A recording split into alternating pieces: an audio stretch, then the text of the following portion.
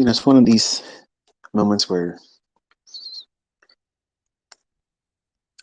a person feels extremely fragile and the very expensive shit that's around them looks very, very inviting to break. So obviously, I just gave one of the best live streams I've ever done, and I talked about things that were on the fly, typical me, and even I was in awe with some of the shit that came out of my mouth tonight. But unfortunately, something happened with the audio, and I don't know what it wasn't the headset. It was something of the OBS, and I don't know what it is that I did wrong. The only thing I was doing was changing and transitioning from one chart to the next. So what I gathered by what everyone's saying in the tweets is apparently when I went to the euro dollar, the audio was lost. So that's pretty much the majority of what I was talking about. So it kind of bites. So I'm going to go to the euro dollar chart, and I guess you can just use the live stream, scrub over to the portion where it shows the euro dollar, the 5-minute chart. And I guess for most of you that have been with me for a long time, you really didn't need me to say anything. When I was pointing at the chart and showing you the dollar index at the bottom of it, you already know what I was saying. So unfortunately, I had some really good one-liners that come to me naturally on the fly, and I didn't have the recording. Like sometimes I'll do the recording with the OBS. I was rushed to get everything put together, more specifically with all the annotations on the euro dollar chart before I started the stream. So I forgot to push it. So it's what it is. Sorry. But because I'm not doing anything tomorrow, and I want to make sure you have something to close out this week together, not just half-ass it, because it's not my nature to do that. I want you to look at the euro dollar 5-minute chart, and what I was going over is how that Judas swing that starts with the bearish breaker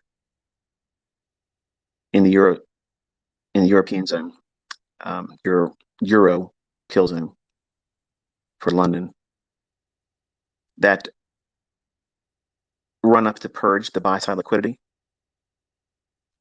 If you add that fib, like I showed in the video, it gives you a standard deviation of -3, which essentially is the low of the day.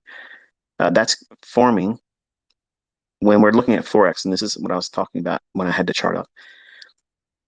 In ES, the daily low or the daily high isn't framed easily like it is with Forex. Like usually Forex will pretty much cap the entire daily range by noon New York local time. And I mentioned, I'm not sure if it made its way into the live stream's audio, but I changed my time setting at the bottom of the chart so that way it shows real 12-hour time, not 24-hour, but it's still local New York, New York local time.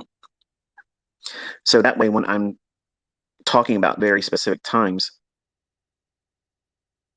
it will be easier to see it based on the lecture notes that everyone sees on my YouTube channel, because I've been very often confused with talking to students all around the world in different time zones. And when they ask me about certain things, I get lost in the conversation because they're trying to use their local time. And it's very difficult and confusing for me to try to articulate certain things that occur. So I force everyone to have this perspective. So I made a change, which is going to be, I'm sure, problematic for everyone that's been utilizing the tweets, or if they come to them after the fact, because I'm talking about 24-hour time, which is easily converted, but you'd be surprised how a lot of people don't know that. And it's going to be another source of confusion. But this way, hopefully going forward, it'll be a lot easier, at least for me. So it has to be easier for me to do this. And as long as I'm not confused about who I'm talking to, about what I'm talking about, everybody else should be able to catch up, over time. But on Forex, the range typically is capped by London close, and that's 10 o'clock in the morning to noon. I'm sure some of you will be sending me a message on TradingView asking me what the indicator is that's plotting the New York Open, the London close, and the London Open kill zone areas on that Eurodollar chart. And I draw my things out manually. I like doing it, so I don't like having indicators plotting shit for me. Fair value gaps, I know which ones work, so I don't want an indicator that's going to plot every single one of them because that's not going to be beneficial. In fact, it'll draw your attention to things in the chart that are not really pertinent to what the market's doing right then and there. So I'm not a fan of, and it's no disrespect. I know there's a few of them out there that have respect for me, but are creating indicators that are being shared on TradingView. I'm not of the opinion that that's a good thing. So I'm making that known.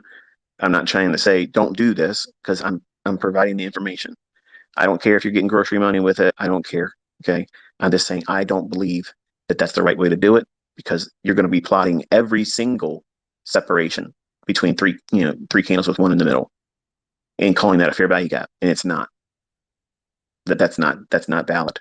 Okay. So you'll learn more about it as we go throughout this year. But in ES or stock index futures, the range can go beyond what Forex can do at London close. It can encapsulate the daily range for Forex, but stock index futures can go beyond that.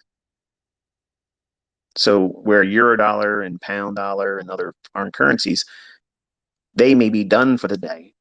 They made their daily range. Stock index futures can go beyond London close, which is why we have a PM session. And usually the PM session in Forex is this mute. It doesn't do much at all. Whereas in stock index futures, you'll have a whole lot more movement many times. So for Forex, the daily range is encapsulated by the European kill zone or London Open, creating the higher low of the day. And then 10 o'clock to noon, New York local time, that creates the opposite end of the range. So if you look at that Eurodollar chart, I was talking about how it created the high and low of the day as I teach it in my content.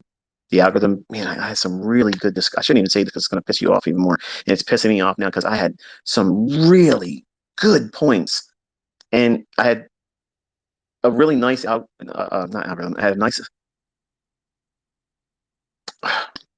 I'm fatigued.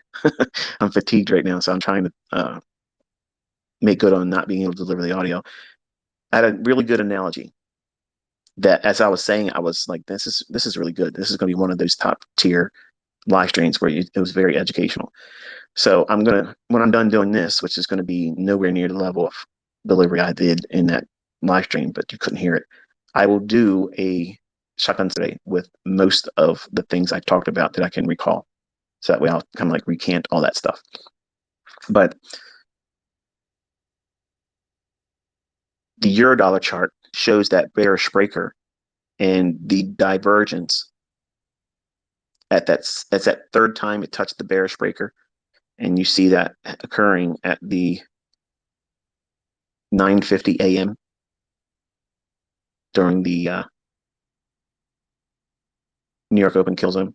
It's touching the low of that bearish breaker, that pink rectangle. As it hit that lower high in euro was met with a lower low in dollar, which is not symmetrical. So that's SMT divergence. And what I was stating at the time of the recording that you didn't hear was the fact that we've been looking for dollar index to go higher. And with it going higher on the daily chart, wanting it to go higher, we're expecting the Eurodollar to be in a sell program. So all of its premium arrays would be what? Utilized for going short. And we can ferret out the better ones when there's real distribution in euro, when we see the dollar index not confirming. So in a perfect world, that dollar index should have made a higher low when the lower high was being formed on Eurodollar, right at the last time it touched that bearish breaker, and then went lower, attacking the sell side below the lows formed at the 6 o'clock time in New York local time. And then the standard deviation for the Judas swing that starts in the bearish breaker up to the high where it says it's purged that buy side liquidity, the standard deviation of -3 gives you the low of the day during the London close kill zone. So it's the fact that we're forming the expected low based on that standard deviation, but the time it hits it, which is the the London close, that time meeting price, which is the standard deviation, when these two come together, then it's a complete picture. then that's your daily range. You're done. You can walk away feeling confident that you have the lion's portion of the daily range behind you. And if it does move a little bit, it's probably going to be very small, minuscule movement. And then who cares about that? You can leave a little bit of, meat on the plate. Let the retail traders go after that and break themselves going for it. The E-mini S&P, when I was showing the new week opening gap chart, I was talking about how these imbalances on the fair value gap theory, but applied to the gap that's created from Friday's closing price and Sunday's new opening price, and the midpoint of that, which is consequent encroachment, how they act as magnets for fair value. The algorithm will sweep up to and down to old new week opening gaps, and you're placing a minimum of the week you're trading right now, last Friday's closing price and Sunday's opening price. They have to be there, and in 4 weeks going back. So there's 5 of them constantly on your chart. You're welcome to have as many as you can keep on your chart and not lose sight of the candlesticks. But I keep 5. The week I'm in right now, and looking back 4 more. So that's what's on my chart. Okay. The new day opening gap, I have that every single day. I have a template that shows every single new day opening gap. So in TradingView, you want to create those templates. And I think there's a limit to how many you can create on different tiers of subscription level. I don't know what those are. And I know some of you aren't willing to pay, and I'm not saying you should. I don't get a kickback for it. I'm just saying I'm using this medium. Some of you are always complaining about, TradingView this, and why don't you use this and why don't you use that? I used to use MetaTrader when I was just teaching Forex alone. And then when it was shown to the world that it's manipulated and you can fake it, I didn't want to be a part of that. So I asked the community, which platform should I use collectively? And majority of them said TradingView. That's the only reason why I went to TradingView. I didn't look at TradingView and say, oh, wow, I used what everybody in the community said as a majority. So that's why we're here. So all I'm trying to do is find a medium that allows everyone to see the same thing. And that way, if I'm doing something, if they ask a question about what it is that I'm doing with my chart, since I'm using TradingView and I'm asking my students while learning with me, at least this year, you follow along on TradingView. Once you learn how you're supposed to do this, then you can go trade whatever you want to use. NinjaTrader, you want to use Trade-O-Vate, you want to, whatever it is that you want to use. It still works because we're looking at the open, high, low, and close. And there's nothing in TradingView that you can't find somewhere else. It just makes it easier for me as an educator when I'm teaching that we all have the same laboratory instruments. So everything is the same. You see everything the same way I show it. That's the only reason why I'm doing this. TradingView lags. Okay, and this is what I was talking about during the live session too. There's things that you're going to have to contend with, just like I contend with it. And when I can't get out of a trade, even though it's paper, that ideal scenario of me getting out right then when it's supposed to happen, sometimes TradingView prevents that because it lags. And it won't let me do what it is that I'm trying to teach you to do because there's a lag. And I don't know what causes it. I'm sure they've been told by other people, but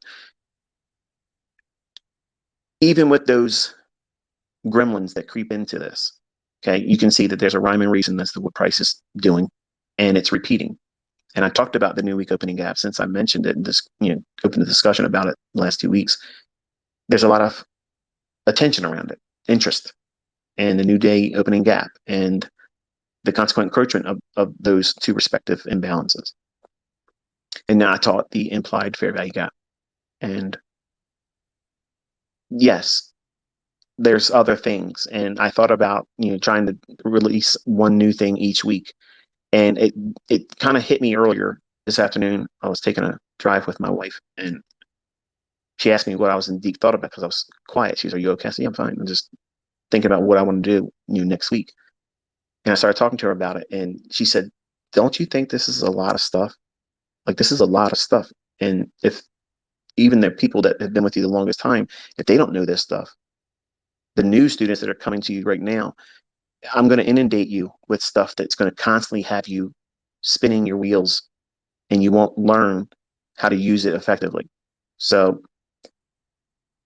I think I'm going to do two more concepts that are brand new, but what we have now with the core content, last year's model, and the introduction of the new week opening gap, new day opening gap, and the implied fair value gaps. We have enough weapons to make you a savage. We can do that. I didn't need to do what I've done in the last 2 weeks, just using one that's already on the YouTube channel. I can make you into a consistently disciplined speculator. I can do that. That doesn't mean that you're going to be profitable, because that has to happen with a live account. And I'm not telling you to do that with live money ever. You have to make that decision. So when we look at these new week opening gaps, I spoke on the topic of how it goes back to constantly referring to them as a dynamic fair value. So the concept still is fair value. It's going back to these levels because it is utilized to inspire large fund sentiment, not retail stop me out. It's to inspire fair value for the large institutional investors that bring money into the marketplace, because it comes back to these levels knowing that typically they use the analysis of the previous week. And if the market has moved away from those levels, the algorithm prices in, and it's coded to allow it to reprice back to those levels to offer opportunity for large flows to enter the marketplace. Not that large flows pushed price to these levels. It's going to go to those levels regardless of how much buying and selling is going on. But when it happens, it's designing the very stage for participants to come into the marketplace, have real orders right then and there. And then the counterparty dance between smart money and the less informed trader begins. So I talked about how if we go to the E-mini S&P template that I use when I'm trading, it's the one that has the hourly chart in the upper left-hand corner, the 15-minute chart in the lower left-hand corner, and in the 1-minute chart. So if you go to the video on the live stream, I'll give you a moment to scrub over to the 1 minute where I expanded it large. Let's give me a minute so you can do that real quick.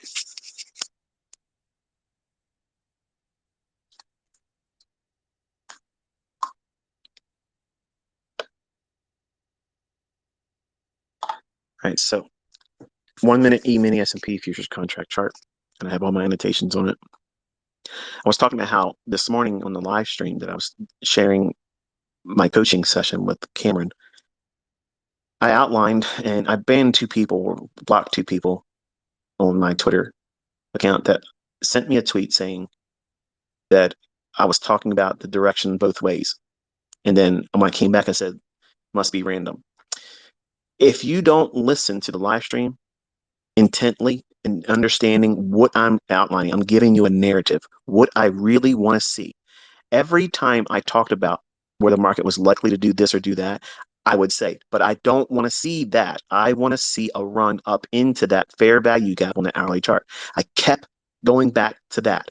That is me telling you, like when I say on Twitter, I'll say gun to my head, or if I'm in my commentaries, when I was doing commentaries for my students, if I have a period of time where if I happen to be in front of them, I'm doing analysis, which was every day. If there's a time when I know I'm between analysis points where there's nothing I can do right now because I'm waiting for more information, it just means I have to wait. I have to exercise patience. There is no setup right now, or I don't have a clear bias as to what I want to do at that very moment, just because the time says it's time for another video. The market's sometimes saying there's time to be doing nothing right now. So therefore, instead of being, in my opinion, rude as an educator, because I can always find something to teach and talk about, I didn't want to just say there's no trade, to just be patient. The only time I ever did that is when I wasn't well. If I was sick and I lost my voice or just didn't feel well. That's the way it was. It was just, there's no session. But because I was always doing commentary, if it was between a time when the market was suggesting to me there was something obvious to do, then I would say, okay, this is what it would happen if it's going to go higher. This is what it's likely to do. Otherwise, it might do this. And I don't know which one it's going to do. So we're what? We're in low probability. But even in those instances, I would say, gun to my head, that means I have to co-sign right now. Even though I wouldn't commit with a trade going into this, I had to say right now, based on what the charts are saying at the very moment of me talking about it over the charts and analysis, I always share my view. I was doing that live on the 1 minute chart with the ES this morning. I kept outlining, okay, if it does this, then it would negate the idea or interest for me to go up into that fair value gap. If it trades down here to that buy side imbalance, sell side inefficiency, which is there's two dark blue lines dead center at 4005 and 4001.5. That's that 15-minute fair value gap. It's a buy side imbalance, sell side inefficiency. And I was talking about how if it went down there and traded below 4111.75 before 9:30, it completely negates the whole idea that I would expect that 60-minute fair value gap. Now, for someone that's looking for trades, that's looking for the deciphering of how can I take a trade based on what he's saying right now, or for someone that's listening and not really trying to learn, they're looking for something to evaluate from a transactional basis only. They hear two sides of this, of the same coin, and it's 50-50, and whatever happens, ICT is going to come back on Twitter, and there it is. No, man, no. Okay, I literally said that I'm telling my son, I said, I want it to go above 40.25, trade up into the 40.30s because of that 60-minute fair value gap. That's my trade. That's what I wanted. I outlined every potential scenario that could have unfolded this morning, and I negated every single one of them, saying, I don't want that. I want the run up into the buy side and into that fair value gap. That's my trade. That's what I'm looking for. And I kept telling Cameron, we don't want to see this. But I said that sell side liquidity pool that was formed in the lows between 5:30 and 6 o'clock, if you have that 1 minute chart up that I was sharing in the live stream, I mentioned, and it's in the live stream this morning, you can go back and listen to it. I said, I'm interested in seeing, do they take it down there just below it by a little bit, run those stops, and then reverse it and take it back up and keep it inside the range, and then wait for 9:30 before they go into that fair value gap. I want to see that. And then I said in that live stream, at 9:30, the initial move at 9:30 is the fake move. That's the Judas swing. Go back and listen to it. I can't edit it. It's live streamed. It's not an uploaded recorded video. It's time and date stamped. It says it's been live streamed. It was only one Michael in one time window between 8:15 and 9:04 this morning. I can't be in more than one place than one time. Okay, I'm not omnipresent. So I can only be there live talking about whatever it is I was thinking about. There was no extra chart somewhere else, other laptop supposedly recording another outcome. I was literally taking you into the mind of inner circle traders saying, this is what I'm looking at right now. I'm reading every single one of these candles and I'm telling my son, this is what we're looking for. This is what I want to see. And at 9:30, if that fair value gap, that red fair value gap that was on the 60-minute chart, trading between, what is it? I don't know what the hell that is.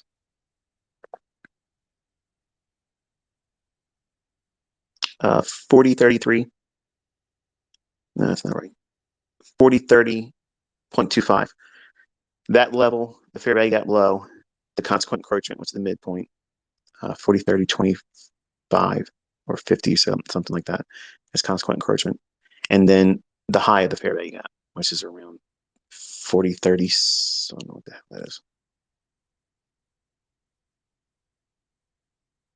40.37 and a quarter. Okay. If 9:30 hasn't seen that fair value gap traded to yet, and we have a move going down after 9:30, this is what I was outlining and talking about, that's a Judas swing because I want to see it run into that 60-minute fair value gap.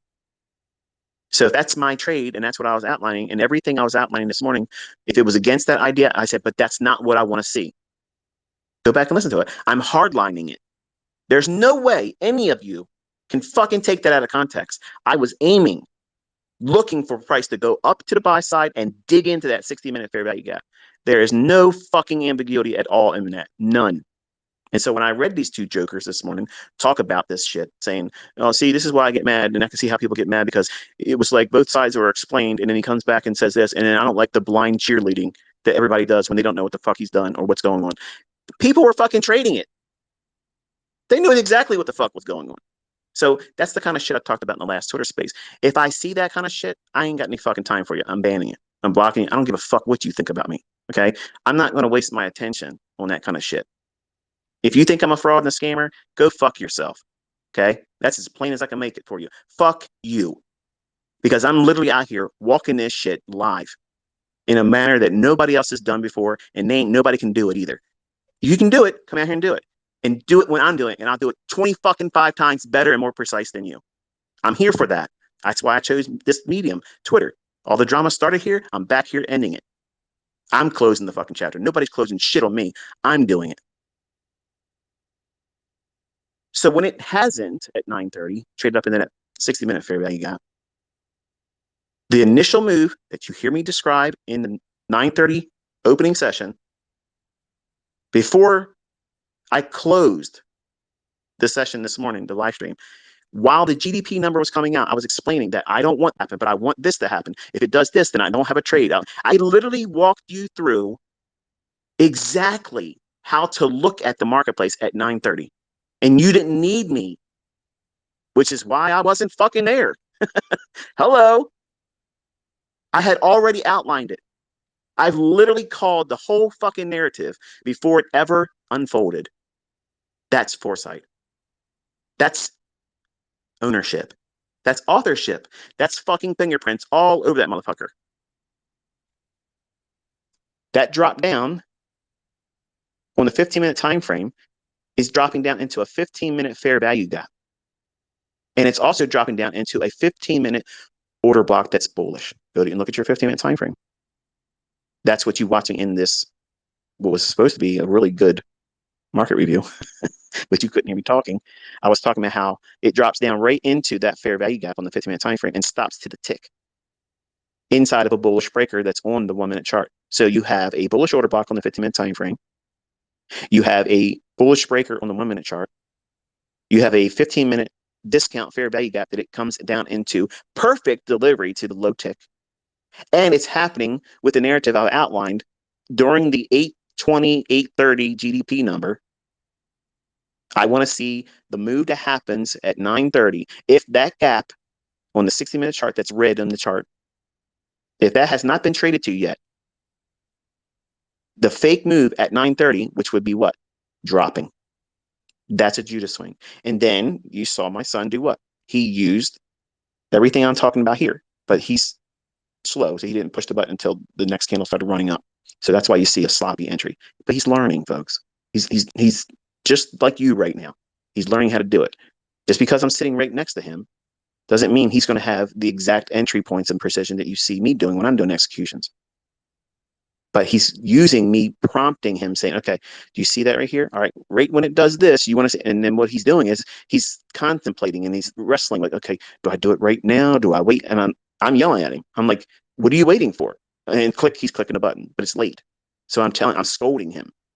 This is what you don't want to do. Now, because when it's an up candle, you've created an opening range between where you entered and where your stop loss needs to be. You're making larger risk for yourself. You don't want to do that. You buy in down close candles or candles that are going down. You can grow comfortable doing that. When it hits that low tick of that 15-minute fair value gap, at that moment, I'm telling him this is where you buy now. And he's saying, but it's going down. How do I? And I said, don't question me. Don't question me. If I'm telling you to do something, I'm teaching you how to overcome your fear. You have to do what I'm telling you to do, even though you may not trust it. This isn't hurting dad. It's not taking money away from me. So if you do it and it doesn't work out, it doesn't hurt you. And it doesn't hurt me. It's showing you how to do this conceptually, where there's no money outcome to it that means anything, no loss, no profit, right? Which is the best learning medium that you can have when you're trying to do this kind of stuff. So I told him, I said, inside that fair value gap on the 60-minute chart up in that red box, I told him, I said, find the level that you feel like it can get to.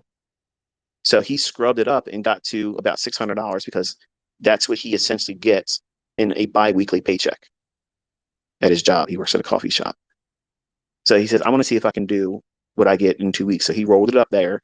And I said, okay, we'll see what happens. I'm looking at that consequent encroachment. And this is the part of the discussion I was talking mostly about in this ES chart. Recently in the Twitter spaces, I talked about how when the market doesn't do something that you would normally expect, which would be what in this case, trade all the way up to the top of that 60-minute fair value gap. If it doesn't do that, doesn't that imply weakness? Yes. Not because the markets ran out of buyers, not because more sellers came in to muscle it lower with selling pressure. No, At that moment, when it trades up into consequent encroachment, 34.25 was where I told him, I said, you want to watch that level. How many times did it hammer that level? Multiple. At that very moment, it looked just like a retail bull flag. And I was telling him, I said, listen, look at the NASDAQ, which is what I was showing you in this live stream tonight, but you can't hear me talking about it. But the students that have been with me for a long time, you know where my cursor is drawing your attention to. Even though I'm not saying anything, you heard me saying, do you see how the NASDAQ made a lower low? I mean, sorry, a lower high when the S&P made a higher high as it went up into that fair value gap? Oh, shit. If that's happening, when it went to the PD array in ES, which is what I was outlining this morning during the GDP number, before 9:30 even came, I want to see it trade up into that level. That's your premium array. And I said, there's nothing else up there that's an imbalance. So it's going to go up into that. That's your premium.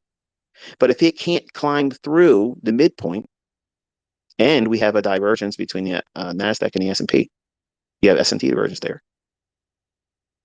So what are we expecting? Look at the dollar index. Dollar index was saying, I'm going higher.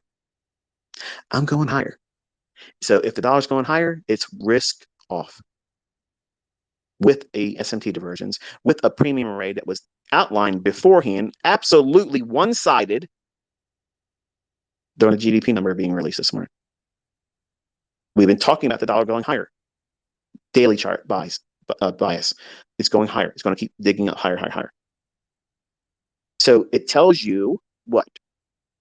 From a macro stance, higher time frame, bias, when you're looking to do a narrative, you start with framing a narrative with that logic in mind. Meaning, if dollar is in a buy program, we're expecting to keep pressing higher, higher, higher, higher, higher. Then everything else should be looking for shorts. So you open the day up with everything after the open. If it rallies, fade it. Once it goes to a level that we expect that would limit the upside, how far the rally up can go. Well, there's your 60-minute fair value gap I outlined. I didn't say anything higher, did I? Nope. Go listen to the live stream. But then when it dug into it, the NASDAQ said, I ain't confirming this. I'm not co-signing this. You're on your own, ES. And it left it up there at the pinnacle of its daily high. But not before trading into that fair value gap I outlined this morning. So now we have ES at a premium high off of a Judas swing after 9:30. It met our objective, but more specifically, it couldn't even get to the upper end of it. It left the upper portion unfilled. When NASDAQ had a divergence, it made a lower high. At the same time, if you look at the dollar index, dollar's bullish. So we have the perfect storm. S&P has gone to where I was expecting it to go to and outlined beforehand on the basis of how I expected it to deliver. At the same time, NASDAQ failed to go higher with it. That's a cracking correlation. That's what smart money sees as the green light go in there and start shorting S&P. While the dollar rages higher intraday, that's going to allow what? The sell program in ES and NASDAQ to accelerate to the downside. The gap that I told you to do in your Twitter tape reading exercise today, which was at 10:06 a.m. New York local time on the 1-minute chart on ES. I told you to take that, extend that range to the right. And I told my son, when it gets into that, I want you to go short. As soon as it went in there, he sold short, which was obviously incorrect. But I told him, I said, you have to use a 5-handle stop loss, which is what he did. And then he got stopped out. And I told him, I said, okay, look, Dad is going to trade this because it's trading above relative equal highs, which you hear me, well, not hear me, I'm sorry, but you see me tweet. I said, I'm observing these relative equal highs that we just cleared right now. And I put him in again, and I explained to him, this is why I'm doing it, but the rest of the trade is you. Like, you have to do the rest of it. Now, I don't think there's anything wrong with that. But my concern is if he trades this, I'm not going to mention the name, but you all know what one he sided with and which one he's going to go with. If he makes money in that, and this company comes forward and says to him, we don't think you're doing this. We think your dad's doing it. I'm just letting you know, company that I won't name here because I don't want to put anything bad against you right now because I'm giving you the benefit of the doubt that you're going to allow him to take the money he's going to fucking make in it out. If it's Mickey Mouse money and you see him losing here and there, you're going to know it's him. You're not going to see the level of trading you see me showing. So let him make his bread. Because if you fuck with me and him, I'm going to put your company on fucking blast and nobody will go with you. So just let you know. So I put him in the secondary trade once he got stopped out. And I told him, I said, once you're in this, you have to manage it from here. I tweeted, I said, where's the retail sell stops? Obviously, it's below the lows at the low of 11 minutes after 10. So their sell side there. And in the lows at 8:31. So 410 and 417 thereabouts respectively. We had a drop out of that small little consolidation that was formed inside the fair value gap on the 1006 candle. Sharp drop, and then it really quickly came right back up in that little area there. And at that moment, I told my son, I said, listen, you might get stopped out here. They might one more time run it up, and that's why I told you note the fair value gap at 1001. I said, note that. I said, it looks like it could potentially rip higher here. And I told you exactly, if it's going to go higher, it's going to go to that fair value gap. It would stop us out. And then he would have to trade another entry. And I said, right now, where we're at here, it's 50-50. It could spike up one more time and then ultimately roll over later on and do what you see here in the chart today. And that's why I said right now, where we're at, we're 50-50. We are in a trade. We were in a trade. We had already seen him get stopped out. And I put him in another one short. So it could have stopped me out by running into that fair value gap. Had it done that, I would have put him in one short there. It's only was one contract, so it's not a lot of money at risk, and it's not a lot of money that he's going to make, hypothetically, right? So I'm teaching him to work with one contract, and the goal is for him to understand that he doesn't need all the movement that he saw today. If he just gets 3 to 5 handles once a day, he doesn't need his coffee shop job. And I'm trying to start him with a humble beginning. He knows there's a lot of money that can be made in it, but he's also scared to death. And he's so scared to make a mistake, to disappoint me. And I'm trying to keep that in the forefront of my mind as I'm teaching and coaching him, but I'm imbalanced. So, and I'm his dad too. So if he doesn't listen to me, I'm already going to correct him on that. 2, if he's doing exactly the opposite of what I've said that he should be doing, or not doing things I told him that were paramount, don't do these things because this is what you don't want to do, which is what? You don't buy up close candles or up forming candles. Expanding higher bullish candles, we don't buy them. We're distributing, selling into that. We're selling into that. Okay, so either we're selling with a new entry for a short, or we're selling long positions as it's delivering that up candle. That's that market efficiency paradigm. Whereas when you look at retail logic, most of the time they're buying breakouts. That means they're buying up close, up thrusting markets. It's horseshit. It's bullshit. You're opening yourself up to risk. And that's why that shit fails more times than anything else. You have to get comfortable embracing uncertainty. But when you learn what it is I'm teaching you, it's not uncertain. It's specific. It's highly precise. It's not ambiguous. There's lots of things that I'm talking about when I'm doing tape reading because I want you to observe these specific reference points. But much like when you see me in live streams and in the Twitter tape reading sessions, when I'm making a move, it's absolutely fucking obvious.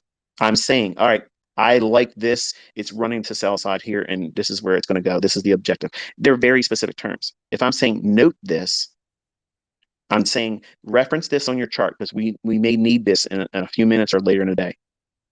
That's not the same thing as, oh, he's calling a fair value gap. When it gets there and it goes up to it, he's selling short there. That doesn't mean that. I might be referring to that level as it has to go through it and then come back down and find it as support. much in the same way I mentioned this morning when we left that fair value gap that we returned back up to it. And I said, we can be 50-50 here and we can be stopped. What I was saying is to him, I said, we might get stopped out again. But for you, you're reading tape. You're not supposed to be in a fucking trade. So I'm teaching you that if you are thinking there should be a trade there, right now is where you have to dig your heels in and accept that uncertainty. It's 50-50 right here. We need to see it break. And it needs to go down through the candle that formed that fair value gap at 8:30 this morning New York local time, which is that yellow box on that 1 minute chart during the live session I showed you today. And I wanted to see it go down below that. And I said, note that, extend it forward to the right across your chart. And we want to see it act as resistance. And damn it, I'm so fucking sharp with it. It was right on that 1 minute candle. Bumped it, resistance, off to the races we go. Just like it's supposed to. It's almost like it was following my fucking instructions. Almost like it was typed out in a source code that this fucking has to follow. Crazy how it works. It's just so crazy how these random things just keep falling into place every fucking day. And it trades down into what? The objectives of 4005, 4001.50, 3988, smashed. And then ultimately accelerated throughout the rest of the day. And I saw a tweet from a guy, and I don't know what his handle is on Twitter. He does a YouTube thing. I don't recall what his handle is. But he mentioned something to the fact that I'm assuming it was like a backhanded remark about the implied fair value gap, saying something that's going to cause people to lose money. So I was like, okay, apparently that means that this is a contrived thing and doesn't exist. So I did it again today. I used it, traded with it, and smashed it in later in the afternoon. So yeah, I get it. Okay, everything I teach is not going to always warm up and give you butterflies and warm fuzzies. Okay, some of it's going to be feeling extremely complicated. If it feels like that, that's not your PD array. That's not your multiplier. That's not your model. That's not your approach. Just let that one go. Somebody else is going to say, that's my shit. That's my thing right there. I'm going to roll with that one. That's the one I've been waiting for. And it's the same thing with the breaker, same thing with the fair value gap, same thing with institutional order flow entry drill, order blocks, optimal trade entries, whatever, mitigation blocks. All these things, you're not bringing everything to the trade with that. You're picking one that makes sense to you, and you're going to look for that every single time the market does all these movements. And if it doesn't give you yours, you'll miss the move, and you have to be content with that. It might not be fun when it rips off and tears off without you, but they repeat, and there's no reason, Patrick, to get upset. They keep repeating. This stuff repeats every day. And you have to filter out all the bullshit, or you'll fall victim to distraction. And you won't see when your model delivers in price, so you can act on it. And the market obviously, broke down aggressively today and just kept delivering more and more and more lower prices. Ultimately trading down to the 39.75 and a half level, which is the standard deviation from the Judah swing of the range, which was the low formed at the 8:30 low all the way up to the essentially the almost 10 o'clock time window, where it creates the high of the day inside the fair value gap. That range from that high down to the 8:30 low, if you take your Fibonacci laid across that and project the Fibonacci standard deviations, which is why I had my Fibonacci settings up there. Because I said, some of you are probably just watching this video for the first time and you want to know what my settings are because they don't look like your typical settings. You're right, I don't use retail settings. I'm looking at standard deviations because that's what the algorithm is going to do. It's going to do measured standard deviations within specific ranges. And I'm teaching you what ranges to use based on the time of day when they're going to be referred to by the algorithm. If there is no algorithm, this shit would not repeat over and over and over again to the tick every single day. Every day I'm coming to you. Every day. And I'm delivering fresh bread, piping hot, right out of the oven. And it's perfect. Everything I'm showing you is to the fucking tick. If there was no algorithm, there's no fucking way there is a retail logic that I could lean on and say, this is what I'm using to do that. And these jokers out there that are trying to discourage you, smear my name, they're jealous, they're envious because I'm showing you something that nobody's ever touched on before. And I'm proving it every day on a 1 minute by minute basis, which is I can do it on a 15-second chart if you want. I mean, we can do that. Fuck it. I'm going to do it too. I'm going to do that. And you'll see there's no way, there's no fucking way anybody can argue that there isn't an algorithm in these markets that deliver price. And it's all 100% controlled. And there's no reason to be upset about that. You see these jokers out there on CNBC, they say, oh, well, the markets have transformed into these untradeable environments and there's no liquidity out there now because the algorithms absorb it all. The algorithms are causing all the problems we have. Get the fuck out of here. Listen, folks, listen closely. As soon as the markets became electronic, they have started at that moment to be delivered by an algorithm. That means it's all scripted. It's just like WWE wrestling. The outcome is already predetermined. And I know that chaps a lot of people's asses, especially the ones that work at financial institutions, brokerage firms, banks. I used to be a trader at Barclays, and we look at all of you retail traders and we laugh because our candles have these things inside of it. Look at this. Come and learn from me. Bullshit. Bullshit. You're showing results, even with the MyFX book, and it's that little bit Mickey Mouse fucking money, and you're thinking that's a big deal to talk about where you came from as Barclays. Barclays don't know shit. I'm out here teaching technical science.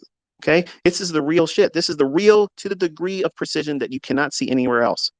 There is a fucking algorithm, and it's been there since we have had electronic trading beginning. And before that, when it was all open outcry, those open outcry traders were trading in a price feed that they looked up at that board. That board told them, what? This is where we're at. So what are they trading? They're not making the fucking market. They're trading in the market that's being made for them. When you listen to these people say, I was a former or I am a market maker at this trading desk at this firm, you are not making the motherfucking market.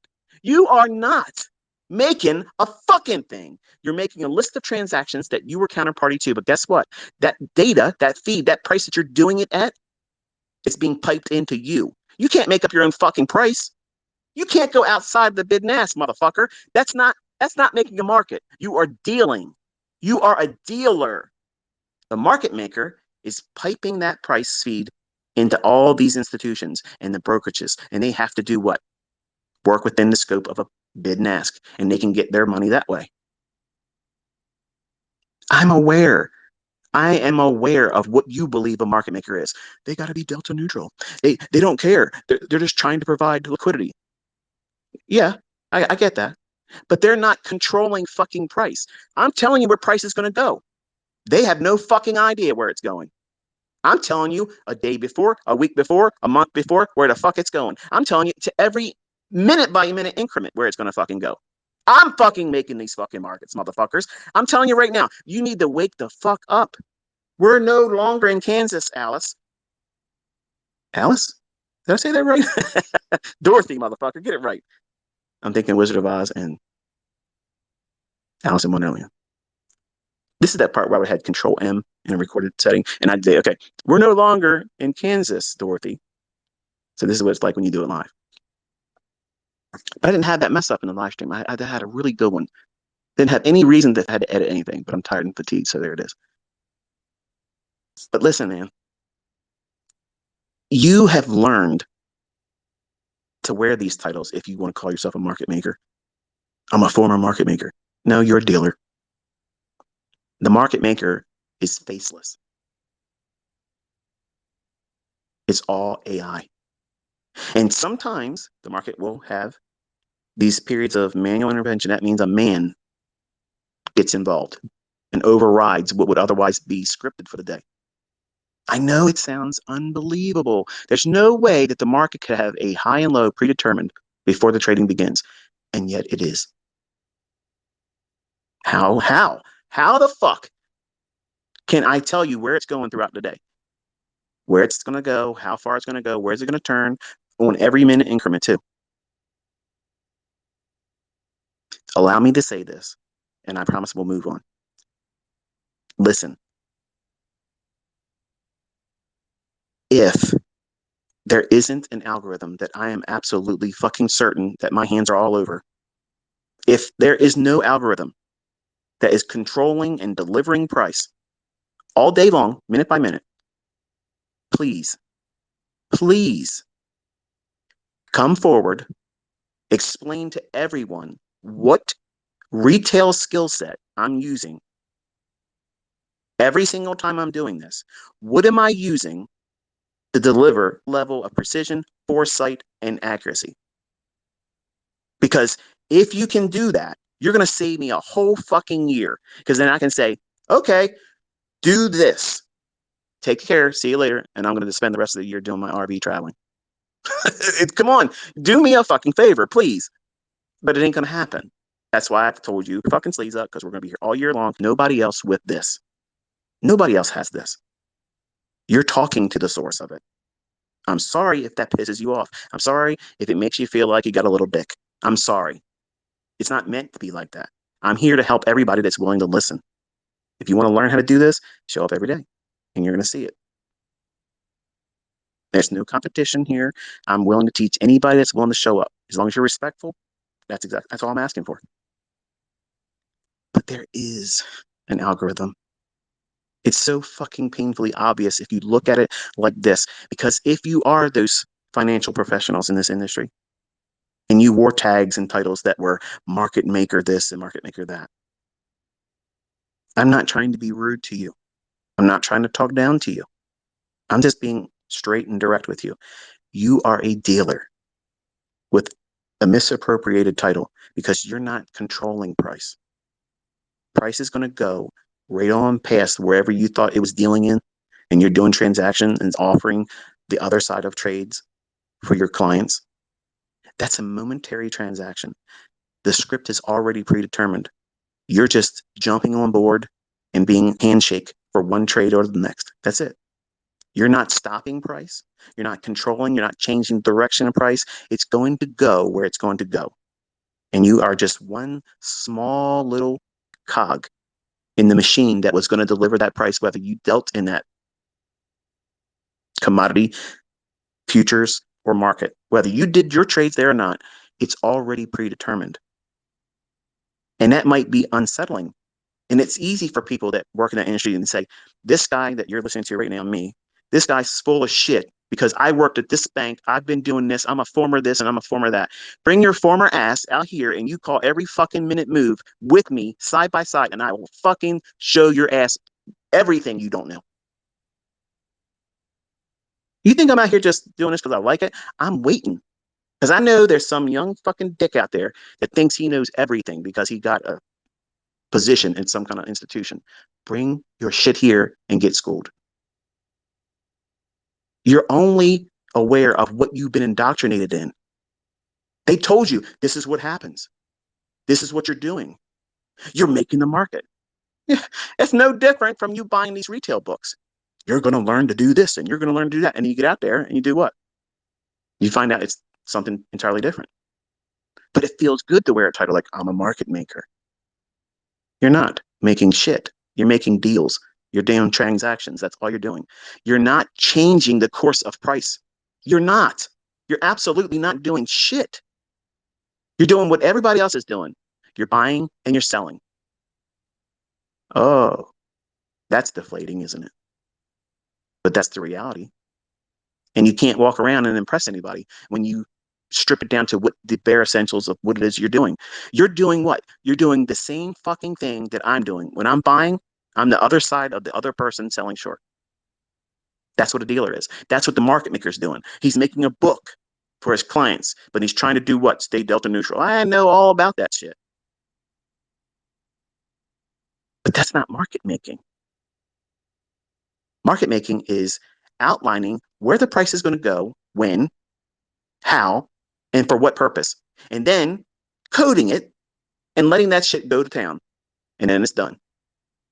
And it just seems to be only one motherfucker able to talk about it like that before it happens every fucking day. I wonder who the fuck that could be. I wonder who that person is. And would he be willing to spend time showcasing it for free just to get a test drive? That would be something, wouldn't it? That would be something. If somebody could do that and make it available to be studied, observed, See if it really exists. Is it really precise? Does it really move to the tick? I guess the world will never know because there's supposed to be no algorithm. And if there's no algorithm, there's no way anybody could know this stuff. It would have to be random, and they would fall on their face day after day trying to prove something that doesn't exist. But yet, I heard it from a good source. There's a pizza delivery guy that used to work at Domino's Pizza. He can deliver this shit in 30 minutes or less, guaranteed, or it's free. I'm having so much fucking fun this year. You have no idea. You think it's Christmas for you. It's like my birthday every day here. Every day it feels like it's my birthday. I'm celebrating who I am and how I came here. And you get to experience it every single day. And it's fucking fun. It's fun because what I'm removing is all of your fear and doubt. And you're getting to see this shit work every single day. Think about it, folks. How fucking amazing is it when we're watching price and I key up your attention to a very specific level? I said, now watch, it's going to move from right there to this level next. And then your chart immediately starts doing that.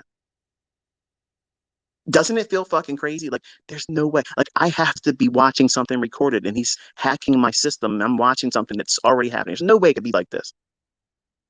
I literally, I'm sitting here laughing with my son. I said, they're probably shitting themselves right now thinking, how the fuck does he know this? You're right.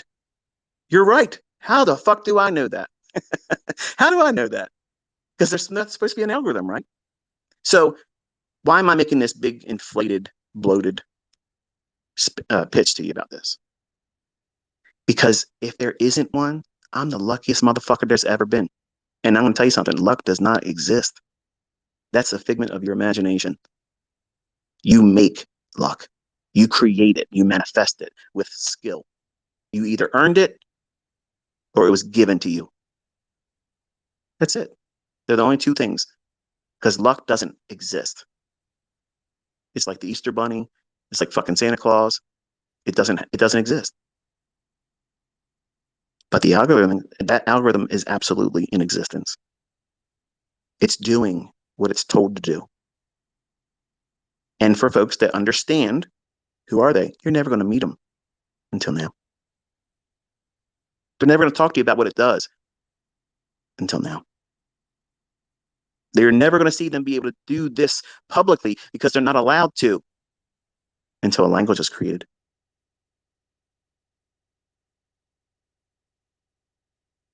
Years from now, many years from now, it's going to be obvious what you're being a part of. You don't see it right now, but years from now, it's going to make perfect sense why all this took place, why I'm talking to you, why I'm teaching it to you. But for now, this year only, keep the attention and focus on you. Focus on learning what it is I'm sharing, the things I'm talking about at that moment. Try not to do anything extra. Don't dilute your attention. It's too easy to be distracted with other things that can be learned at a later time that's already on my YouTube channel. The things that you're supposed to be keeping up with right now, I have students that are tweeting to me saying, yeah, I can't watch your live streams right now. I said, yeah, I'm watching the 2016 mentorship core content. Okay, you're failing. You're failing. If you can't watch these live streams right now, you're missing the boat. You're missing it. You're missing the opportunity to watch me do this live, calling it, explaining it, why it should do this and why it shouldn't do that, proving to you that there's an algorithm, proving that there is fingerprints all over this motherfucker. And those lessons that's already on my YouTube channel, you can touch them all the time in the future, anytime. Like tomorrow, I'm not going to be doing anything live. So you can utilize what? You can use that time to go into pre-recorded stuff and study that. Or do your own tape reading, which I would do that personally. All those lessons are never going to come off my YouTube channel. I'm not going to delete anything. There's no reason for you to be afraid of me taking anything down. I want it there because I want everybody to know that everyone that has taken my shit and copied it and rebranded it and never gave any credit to where they learned it from because they wanted to be a hotshot, but can't do what you see me doing. If they are teaching you, you ask them to do what I'm doing right fucking now, and it's going to be crickets. It's going to be, you're out of here. I'm not talking to you because you're going to expose them. And I am out here. I'm literally out here standing naked in front of you with no safety net, live in a medium that I can't retract. Once the tweets go out, boom, it's over. I don't delete one tweet. It's right or wrong. How much time do you see it being right? How often am I incorrect? How many times do you see it going right to the same tick of the level I'm calling for? And then turning on a dime. How often does it react with speed and magnitude exactly when I'm calling for it to do so? When I'm dog whistling and saying, okay, it's time, run, let's go. That's ownership. That's fucking authorship. That's knowing the shit like the back of your hand.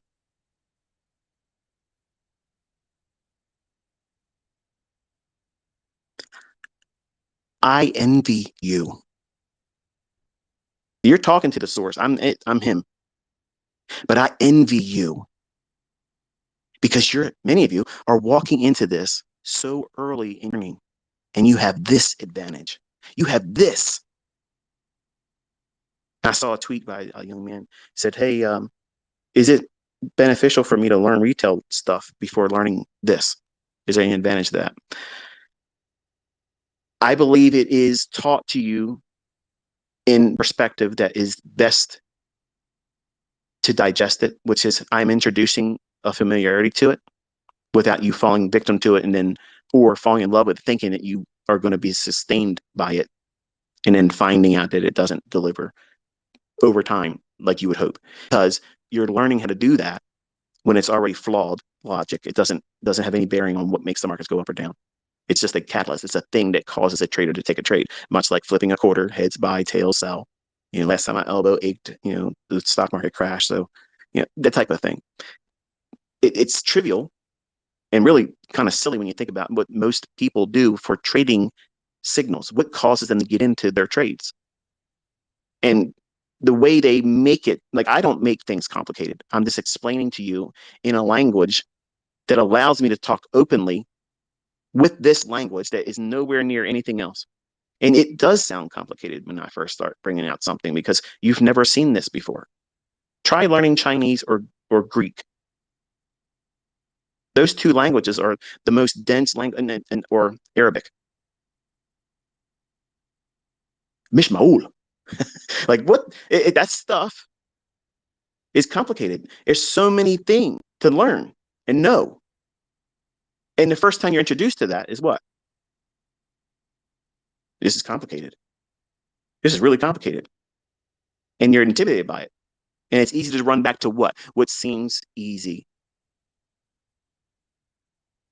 What students you went to school with? They went through all the rudimentary classes. They never did anything advanced. No advanced sciences, no advanced maths, no additional foreign languages. And they come out in the world, they're the grunts. They're the people that do what we need every day. They're the firemen. They're the mechanics. They're the truck drivers. They're the delivery people. Then you have the other people that say, I want to go as far as my brain will allow me. I'm going to learn everything in school, impress, and expand my understanding, and learn foreign languages, and learn advanced sciences and advanced maths. So I understand when I'm teaching this, there are going to be people that come to me and say, this is bullshit. This is too complicated. This is too much. He's complicating everything. No, you're that person in school that just wants to take the easy way through. And I got it. No problem. Go out there and do what it is that you do to live a mundane life. Get your white picket fence, your single family house, mortgage for 30 years, borrow against the equity every time you increase, and just live on credit card debt. Go for it. That's what everybody's doing. I'm just not wrapped that way. And I don't want my students doing that shit because that's not success. That's not living. That's slaving. But they call that the American dream here. Mortgage means fucking death note. 30 years to pay what? Almost 3 times for a fucking house? That's the American dream. What, you don't want that? You don't want that? Who doesn't want that? I don't want that. My home's paid for. You want to be able to pay your shit off too. You don't want to be in a mortgage. You don't want car notes. You don't want debt. That shit is like a millstone around your neck. And learning this skill set is one step forward to not living under that oppression. It won't happen overnight, and it won't happen for all of you. Some of you, you might get real close to it, and because of your own character flaws, your own weaknesses, your own lack of discipline, you won't be successful with this. And guess what that doesn't do? It doesn't change the effectiveness of this. It doesn't mean that it's fraud. It doesn't mean it's a scheme. It doesn't mean that everybody else out there that's making money was lucky, because luck doesn't fucking exist. So it's a matter of perception. You look at price through the lens of whatever you've been introduced to accept as this is what it is. When you read these books and these retail logic, they say that price is random. It's a random walk forward discovery of price. The fuck it is. It is absolutely scripted. When I was a younger man, I watched wrestling. Okay. I was a kid. I loved it until I was in like my 16, 17 years. And then obviously, I outgrew it. But when I was a younger kid and I discovered that it was scripted, and when all the wrestlers would come into town, and there was a restaurant down there that everybody knew when wrestling came to our town, they would all go there and eat. And you would have a chance to see them, meet them, see them out of character, drunk, sometimes hopped up on cocaine and shit. But you could meet them and talk to them. Sometimes they would be drunk and they would talk about the shit that you're not supposed to talk about. When we had that match, remember, you were supposed to do this and you were supposed to, and you're like, what the hell? And when you discover that all that stuff is fake, it's all scripted, they're all partners and buddies, they work together to give you a storyline. That's what you have done as a retail trader. You have believed a bunch of horseshit. But these other people out there that are selling stuff based on that same horseshit will tell you that I'm giving you a load of bullshit. I'm literally out here proving it every fucking day. Proof every day, evidence, absolutely undeniable. They're bringing blown accounts, max loss days, shit that doesn't work, nonsense fucking logic that has absolutely no bearing on what makes the market go up and down. Do you want to risk? Do you want to risk real money that you worked your ass off for at a place that you didn't want to fucking be at, that didn't pay you enough for the time and energy you put into it, working among people like fucking Carl? That shit, you want to risk all of your money on shit that's contrived and made up, because that's exactly what bull flags, head and shoulders patterns, wedges, harmonic patterns, Elliott wave, supply and demand, volume profile, VSA, name it, it's all bullshit.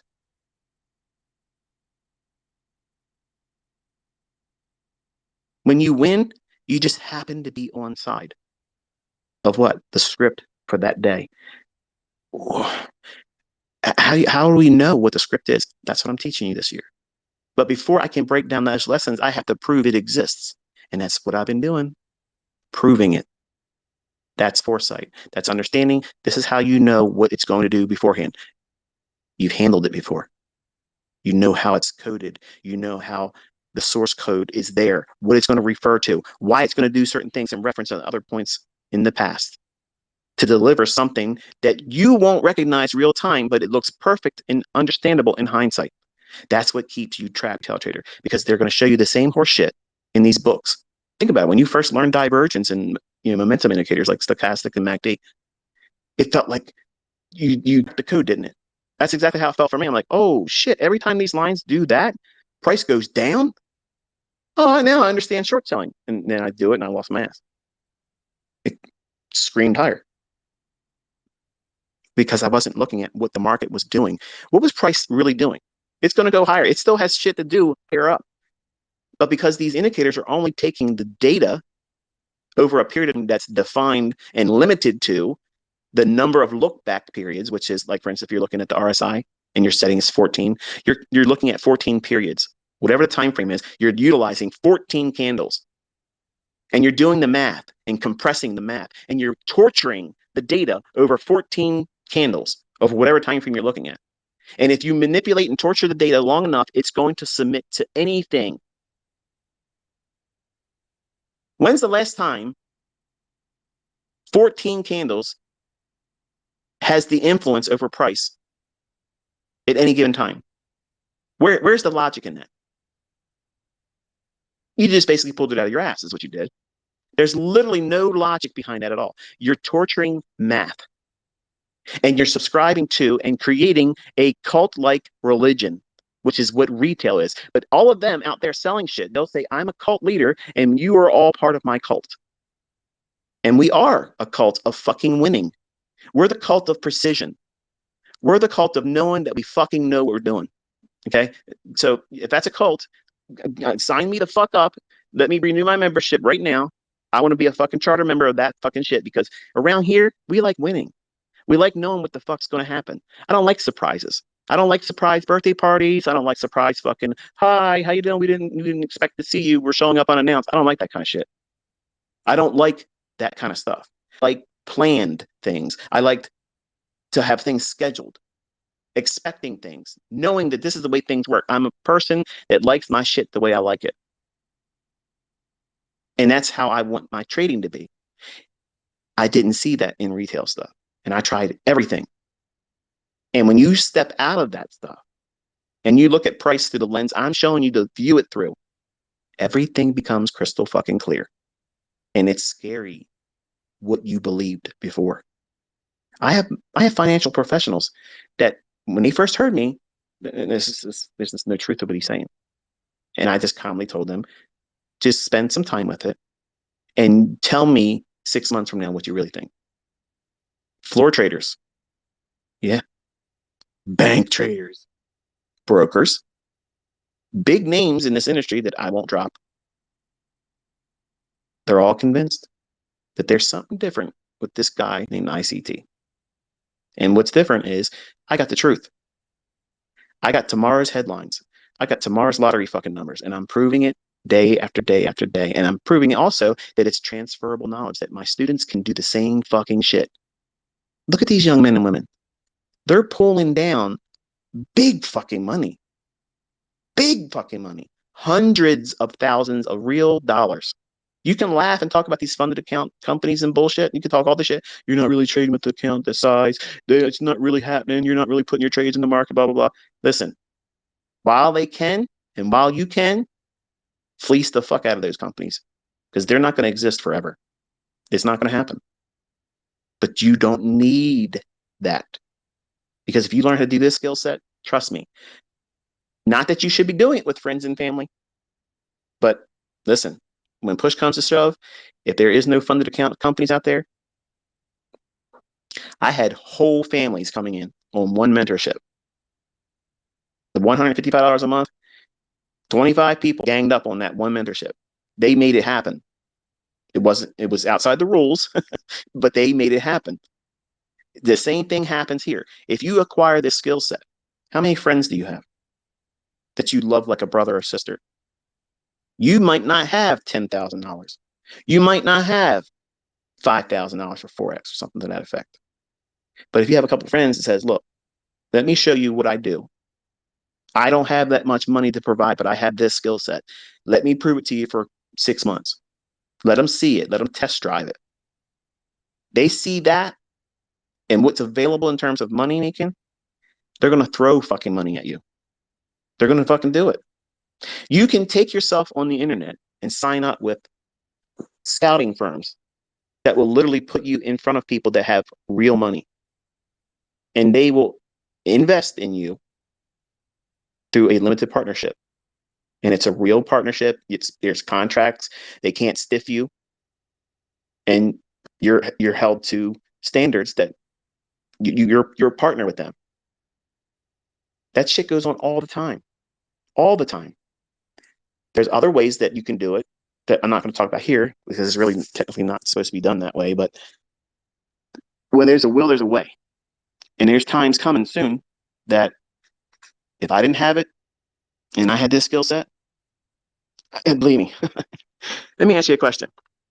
Knowing what you see me do, call out in advance and show my executions.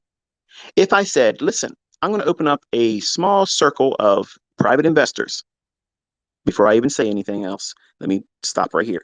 This is not going to happen. I'm just saying hypothetically. But because I have shown you years of this skill and foresight and calling it beforehand to levels of precision that you know is undeniable. If I would say, hey, look, I'm going to take 50 investors, and y'all have to come in with $25,000. Some of you listening would be like, oh shit, I can't do it. I don't have it. I don't have the scratch.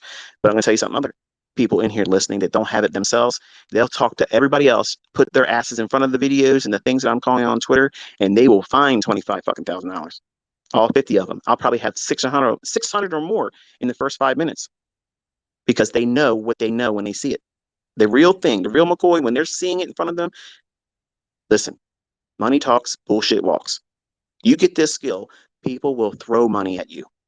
I'm constantly asked to do things for money, to coach privately for money, to go into firms to counsel for money, go on teaching circuits for money.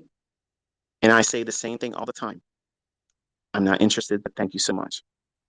I'm not interested in that. But for some of you, that might be your meal ticket. You don't have to trade with real money with this skill set. What separates you, okay, from the rest? Well, what is the rest of everyone doing? Most of everything you see out there is market replay.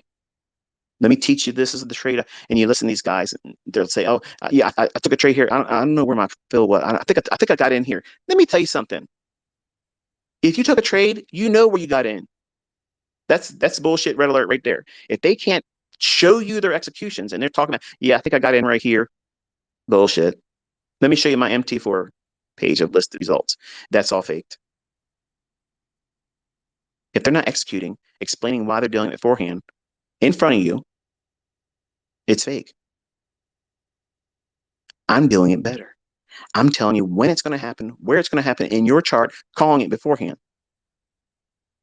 Now, what happens when you learn this year what I'm teaching you to do, and you're willing to do what I'm not willing to do, which is sit out there and provide a service by trading it in front of the whole world? And yes, it could be demo. Because if you're sitting out there with a demo account and you're calling every fucking move every single day better than anybody else out there willing to do it, and you do that for 3, 4, maybe 6 months, and you tell them up front, I'm doing this for free for 6 months. You're all welcome to come here, criticize me, cheer me on. I don't give a shit. I'm doing this because I'm showing the whole world in 6 months, I want $250 a month. You will be flooded with people throwing you $250. They're going to throw it at you. And all you did was trade a demo account. You're going to give a medium for people to watch you trade a demo account, but they don't give a fuck that it's a demo. Just like you don't give a fuck that I'm teaching in a paper trading account. Some of you had an issue before, but then now you started seeing, oh, there's something different here. Yeah. If you just would have listened years ago when I first started talking, you would have skipped through all the bullshit. Where would you be then? Now, you'd be so much more advanced in your understanding. The skill, once you acquire it, I'm interested to see what you do with it. I can't wait. I can't fucking wait to see what some of you do. Some of you have no idea how far you're going to go. And I'm excited to see it. Like, I'm here for that. I want to see that shit. Because some of you are absolute dynamos without even knowing it yet. You just need to know what to do, when to do it, and get out of your own way. And once that happens, magic unfolds. And I'm hoping I'm going to find that right person that has absolutely stone cold killer discipline, impeccable risk management skills, and learn how to do what I'm teaching to do in these markets precisely. Man. And then to do that confidently, worry about people copying them, not worrying about becoming a ripoff of what you're doing. See, that kind of shit gets in my crawl. I don't like that. I deny a lot of what you want me to do because it pisses me off knowing that I had so many people ripping me off even before I went and started trading, not trading, but doing mentorships for fee, for teaching for money. In 2016, when I did that, I broke every rule that I had ever stood by, saying, I'm going to do it for free. I'm going to do it for free. And when I saw other people taking my shit and selling it for money, I was enraged. The whole world was my enemy now. That's how I looked at it, because I'm obsessively compulsive. I have a mental disorder where I'm bipolar. I don't fucking hide it. Okay, I had real issues and I wrestle with it. So I went to the extreme. That's how it is, from one extreme to the next. The best when it's happiest, and rage. And very rarely is there ever a balance point in the middle.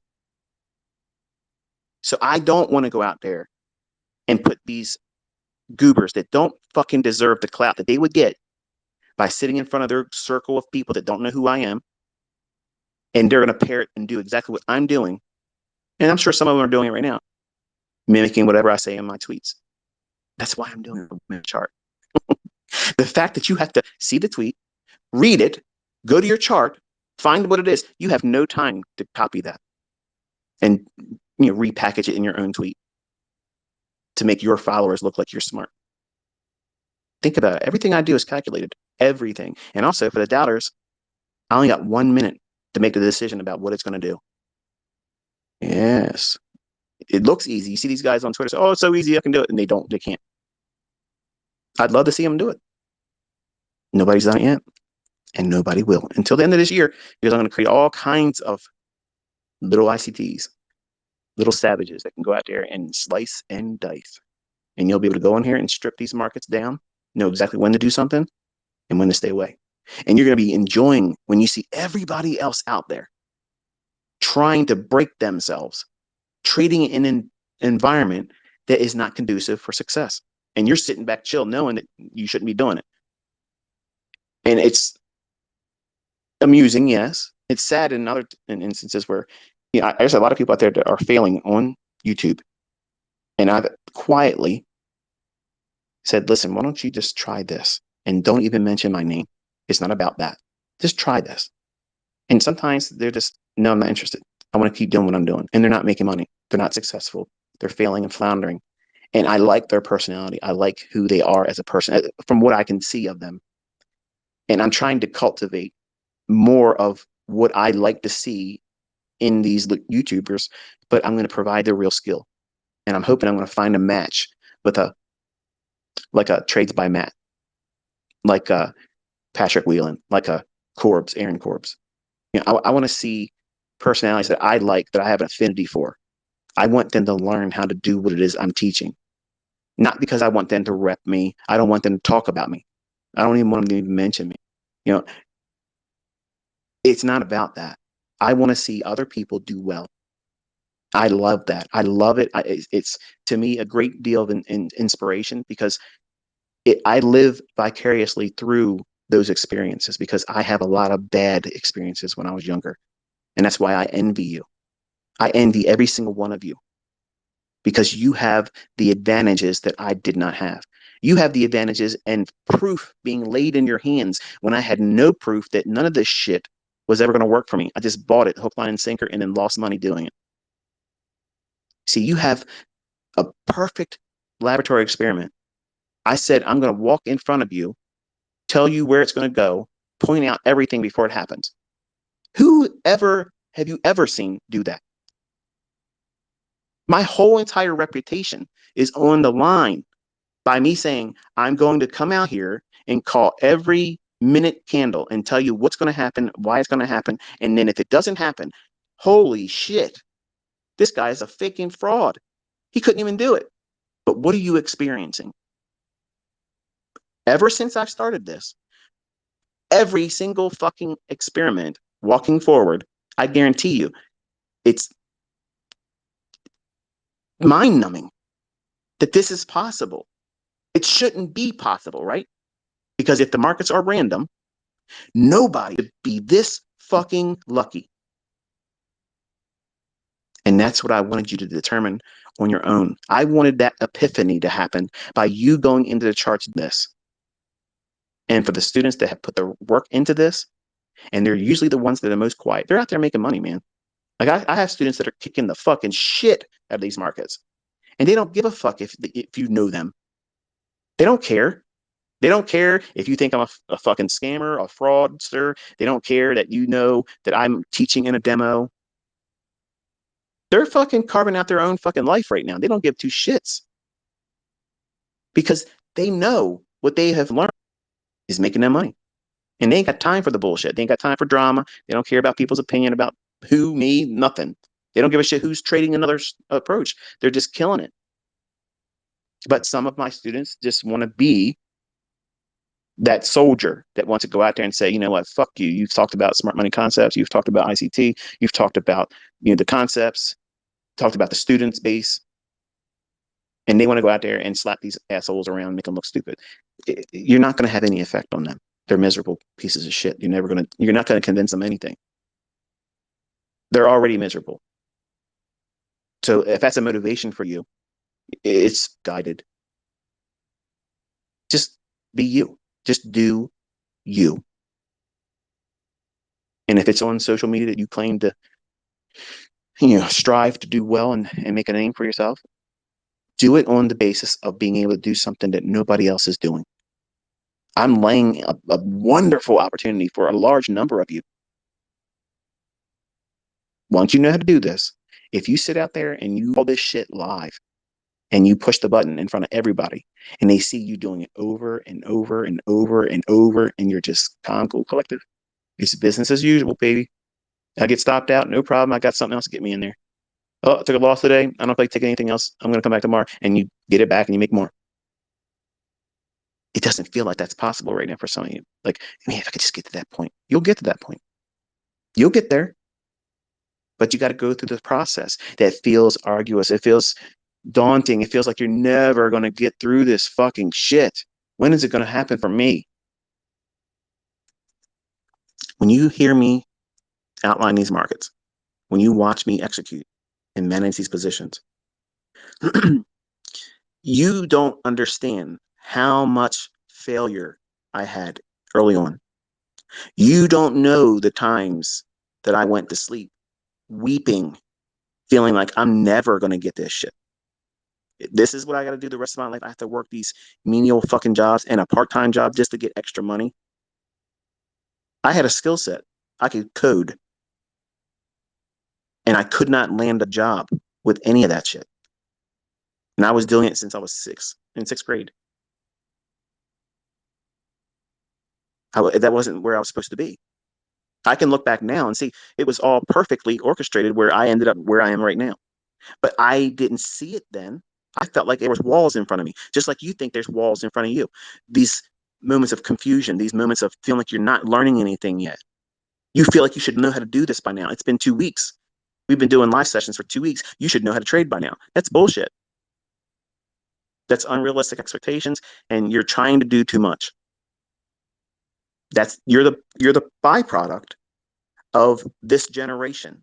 The last 25 years, and my own children, I see this because the time that the older ones went through public school, their expectations on life is a little bit skewed.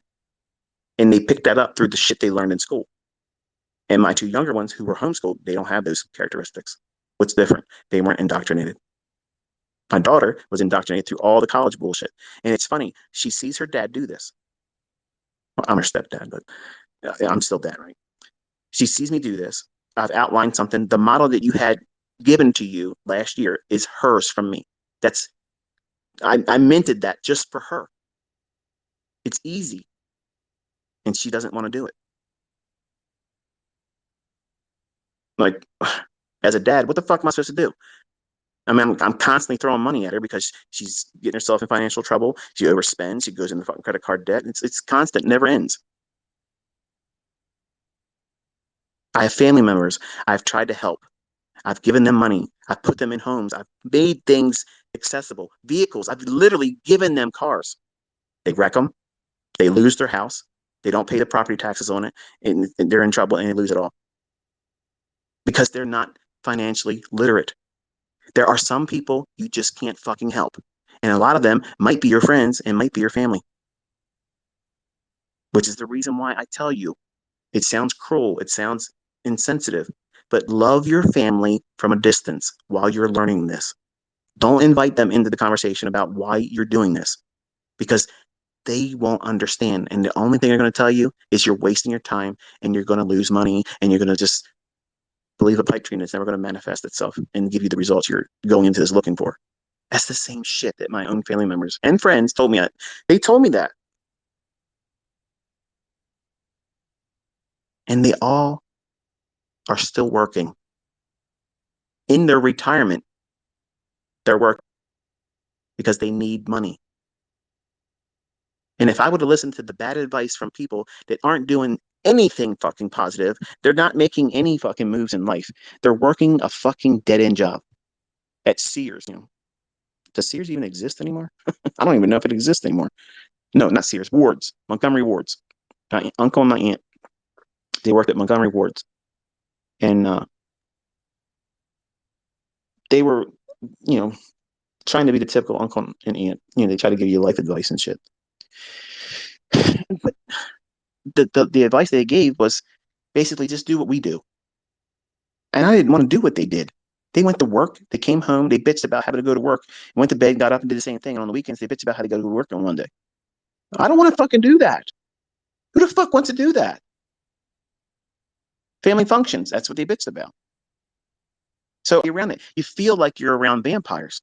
You go there, you're young, you're full of energy, you're pursuing an adventure and bettering yourself, and you want to share it with them, and you tell it to them, and they suck the fucking life force out of you. Oh, that's not going to work. Oh, you know what's going to happen? You're going to try to do this and do that. Oh, yeah, I know so people that try to do this and do that. They lost their ass. You're going to be just like them. Don't do that. Just get yourself a good job, and and don't try to buy anything too expensive because it ain't worth it. There's no reason why you have debt. If I would have believed that shit, where the hell would I be? Who the hell knows where I'd be? But when I heard that, it was like in one ear, out the other. I said, these motherfuckers are family. I'm going to let them talk their shit, but I ain't listening to this shit no more. And eventually I stopped coming around them. I loved them from a distance. I didn't let them fuck up my fucking plan. I didn't let them in the conversation because every time I did, it was always negative. It was always talking it down. It was always trying to make me doubt myself when I needed to cheerlead my own self because nobody else was around me doing it. I didn't have an ICT. I didn't have a community where I can get encouragement from watching other people do what it is I'm doing or learning to do. I was by my fucking self, talking to myself, reasoning with myself, and many times fucking frustrated because it's one thing to be frustrated because it's just hard and you put a lot of effort into it. But when you're chemically imbalanced and you think sometimes with unrealistic expectations, which is many times what bipolarism brings, like you can't even imagine it. Like you can't fucking imagine how hard it is. But when you feel like you're going to be able to do this and you're putting a lot of effort into it, and when you get a small victory and a milestone in your understanding, and you want to share it because it means it's real now. You didn't imagine it. You go to a family member, you go to a friend, and you say, look what I just did here. Check this out." And how they're going to perceive this is this: oh, you're trying to be better than me. You think you're smarter than me.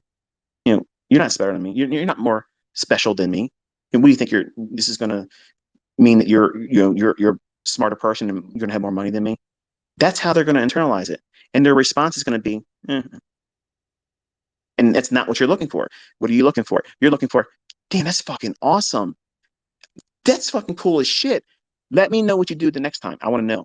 Or let me do what you're doing. Can you teach me what you're doing so I can get involved? That's what you're really wanting, but that's never going to happen. That's not what's going to happen. So don't invite them in the fucking conversation. You're in Fight Club. The first rule of Fight Club, we don't talk about Fight Club. You're going to get black eyes. Your friends and family are going to be, what's wrong with you? They're going to know something happened. You went through a rough period of learning. You just fell down the steps. You caught up volleyball to the eye, an elbow. You're playing ball with your boys, caught an elbow. There's going to be times when you go through this year with me, you're going to be worn out. It's going to feel like, man, that was a rough week. And I'm not sure what I learned. 2 months later, you're going to know what you learned that week. But you're going to be battered and bruised with the level of observation, journaling, studying, watching videos until you're fucking falling asleep while they're on. It's like college. You're cramming a PhD level education inside of less than a year. But the benefits far outweigh not having done it. And you can write your own check with this skill set. Whatever you want to do with this, once you know how to do it, and that's a big chasm between knowing how to do it and starting here and trying to do it. A lot of you aren't going to get there. You're going to quit. You're going to do other shit or put it aside for a little while. And then later on, when the shit in your life is too much, you're going to be like, you know what? I'm going to go back to that and start again. I have students that make money right now that came to me as a paid student, left, quit, tried to do some other bullshit, lost there and said, you know what? I got to go back one more time, and came back with the mindset that was proper. Understood it was going to be hard. And now, if you listen to them, they'd be like this. The feeling of going into this, wanting it to be easy, is what is the problem. You want it to be easy. And I don't care who you learn from, any kind of retail bullshit. As soon as you add money to it, it's hard. What makes it hard? See, you hear people talk about this, and they're going to try to convince you that because I'm teaching you with a paper trading account, oh, he can't do it with a live account. I did it with a live account. It's on my YouTube channel. I showed you every day. I logged into the account, showed you every fucking state every single day. Losing trades, winning trades, over 100%, 5 weeks, one contract. I don't need to do years of this bullshit. I don't need to do what I'm doing now, and I'm still doing this. Proven. No matter what I do, there's going to be people saying, you didn't do this. You didn't do this. Well, why can't I ask that of them? Why don't you show me what you failed at? Because you're bringing nothing to the table with success. You're just talking shit. But when you're looking at a demo account, you're utilizing a demo account, you're free to absorb all of the learning and understanding what this market's doing, why it's going up, why it's going down, where is it going to stop. And as soon as you bring in money, everybody's right that has an issue with one element about demo or paper trading. It's not the same internally when you start trading with live funds. That is true. But trading is the same, whether it's in a live or a demo. That is the same. So they're taking their own experience because they did what with their demo account. They know by experience. They over leveraged. They kept pushing and pushing and pushing. And eventually they got a winning trade. And they ignore all the shit they did wrong.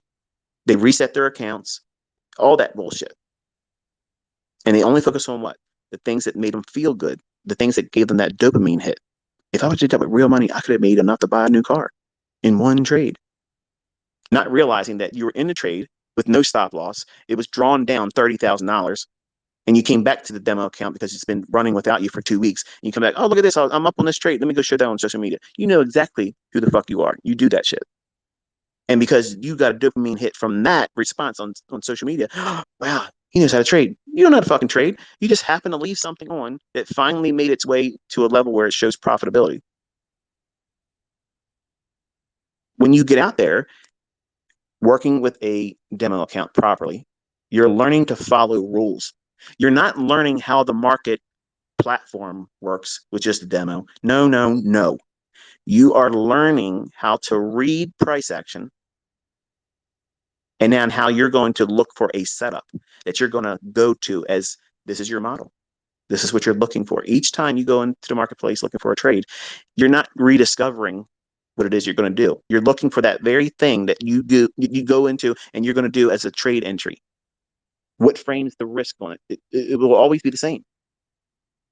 That's why I told my son, that's why I teach you. You have to use a stop loss that's no more than 5 handles. For some of you, it's like, what the hell? I can't do that. You can. You have to go in looking for it. That means you're going to have to be on lower time frames, and you can do very, very well with one contract. One contract is easy to manage. You're all trying to do these funded accounts. In a demo, you're trading like a wizard because you don't care about the outcome. You don't care. Well, there's the problem with why demo to live is a hardship. Because you care about the profit coming and you care about the losing trade coming. You care. You have rushed into trading with live money. You are aware, you're conscious of the fact that you're in debt, that you don't make enough money, and you are conscious that you are impatiently driving very hard and fast to get more money in your hands because you think you're going to trade your way out of insignificance, mediocrity, and being broke. And you think you're doing it with a $100 FX account. You think you're doing it with a $500 Forex account. You think you're going to do it with $5,000. You're not. You're not. I want you to hear me. You are not. You have to be properly funded. And as soon as you go into live trading, what you're bringing to it, because what I'm teaching works. If you just do this and stick to the rules, works. Where it is a failure for traders that start with live funds too soon is you are bringing your bullshit to it. You care about the outcome. You care about being right or wrong.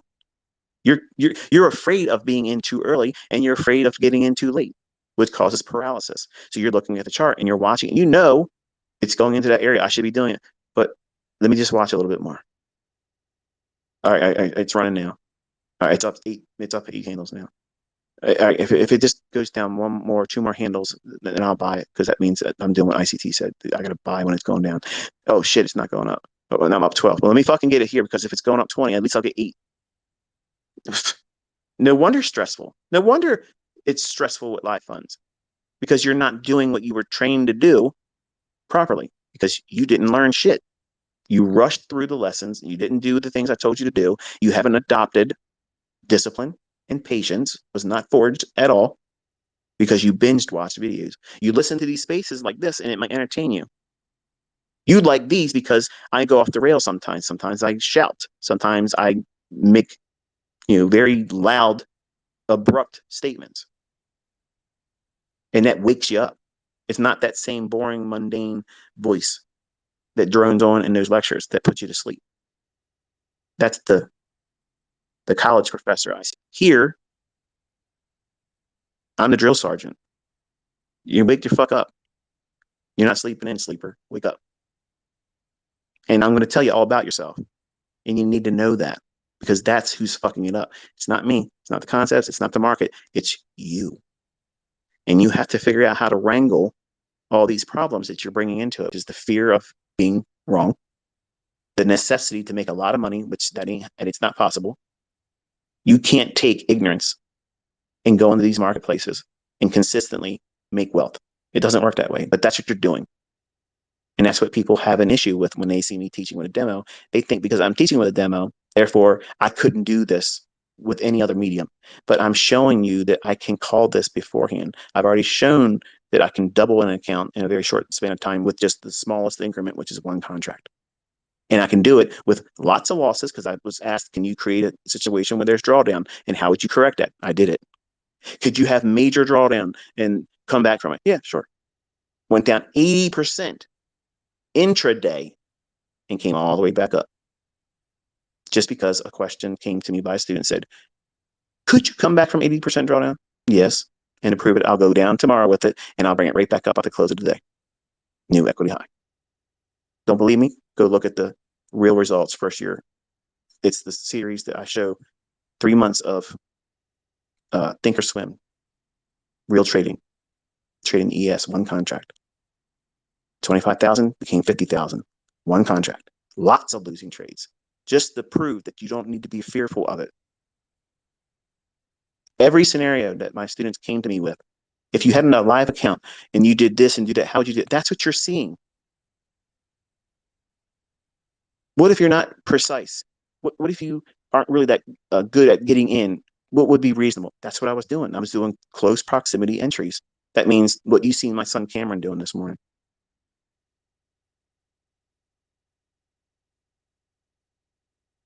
Fumbling around, making excuses for not pushing when he's supposed to, being distracted by girlfriend, by being distracted by he has to be at work. And all those factors is exactly what you're bringing in. And all of that is going to have your attention diluted. And you can't allow that if you're with real money. That's why demo is easy. Because before you even push the button, you already came to the conclusion that I don't care what happens, but I'm interested to see if it works. Well, if you learn the proper way, how I'm teaching you, without any money through the entirety of this year, no money transactions, no money trades, not even a demo until you're prompted. Once we get into the stage of demo, you'll be pushing buttons, but we have to go through this boring part first. But once you understand what it is you're doing, the same logic that you have when you use a demo, where you don't care about the outcome, but you're interested in seeing the results, that's unemotional. You're engaged because you want to see the scientific response to you doing this. Well, when you have impeccable money management, your accuracy is right on point. And because you've seen it so many times, you're desensitized. You're not surprised. See, that's the problem when you're trading with live funds. When you're trading with live funds, most of the time you're learning shit that doesn't work anyway. So right away, you have reason to be worrying. Your asshole's puckering because you know this shit isn't probably going to work because it's based on flawed language and logic that doesn't really exist in why the markets go up and down. Moving average, crossovers, and all the horseshit and trend lines. That doesn't make the market go up and down. So when you go in and you're trading with real money, it's not a stretch to understand why you're scared and you impulsively trade stupidly.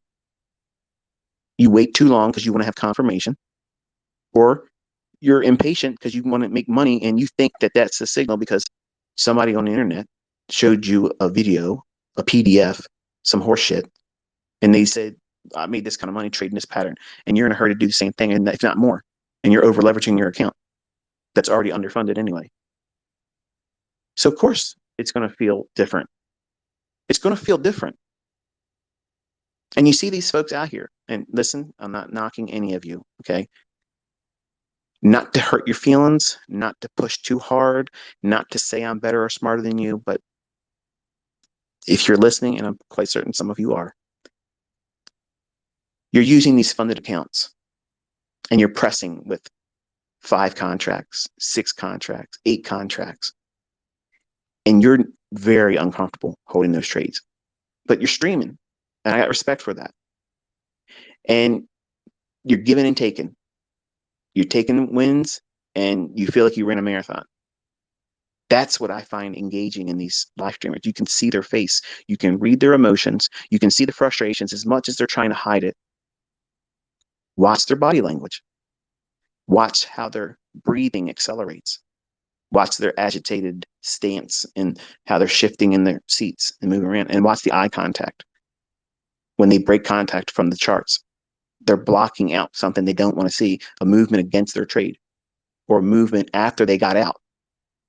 That's the real things that go on in trading. You know what corrects all that? Trading with one contract. What? Mm-hmm. Trading with one contract. Cameron's newbie experience this morning literally had 1/3 of what is expected to be made on any given week to do the funded challenge. You know, what you got to do to pass or whatever, and with one contract. And while he's a complete noob and he's more emotionally attached to my approval or lack thereof of what he's trying to do, I'm proud of him for wanting to do this. If he fails for 2 years before he finds it, I'm still proud as shit. Like I won't let him fail. I won't let him fail. But even him coming into this, he has no idea what he's doing. But he's seen that one contract was different from seeing 10 contracts and 15 contracts. He was physically anxious last Friday just watching that 15 contract trade that I was using to fix all his bullshit. He had access to a trial of 150,000 fake trade of eight money to let you see what it's like. And I said, do what you think you should do based on what the chart's doing right now, knowing what you know, which is next to nothing. And he was just pushing the buttons and trying to put this on and put that on, different lot sizes, buying and selling, right away doing the opposite direction. If it was moving, he was chasing it. Everything a fucking newbie does. Okay, everything. And it drew down to like 135,000. And I told myself, okay, stop.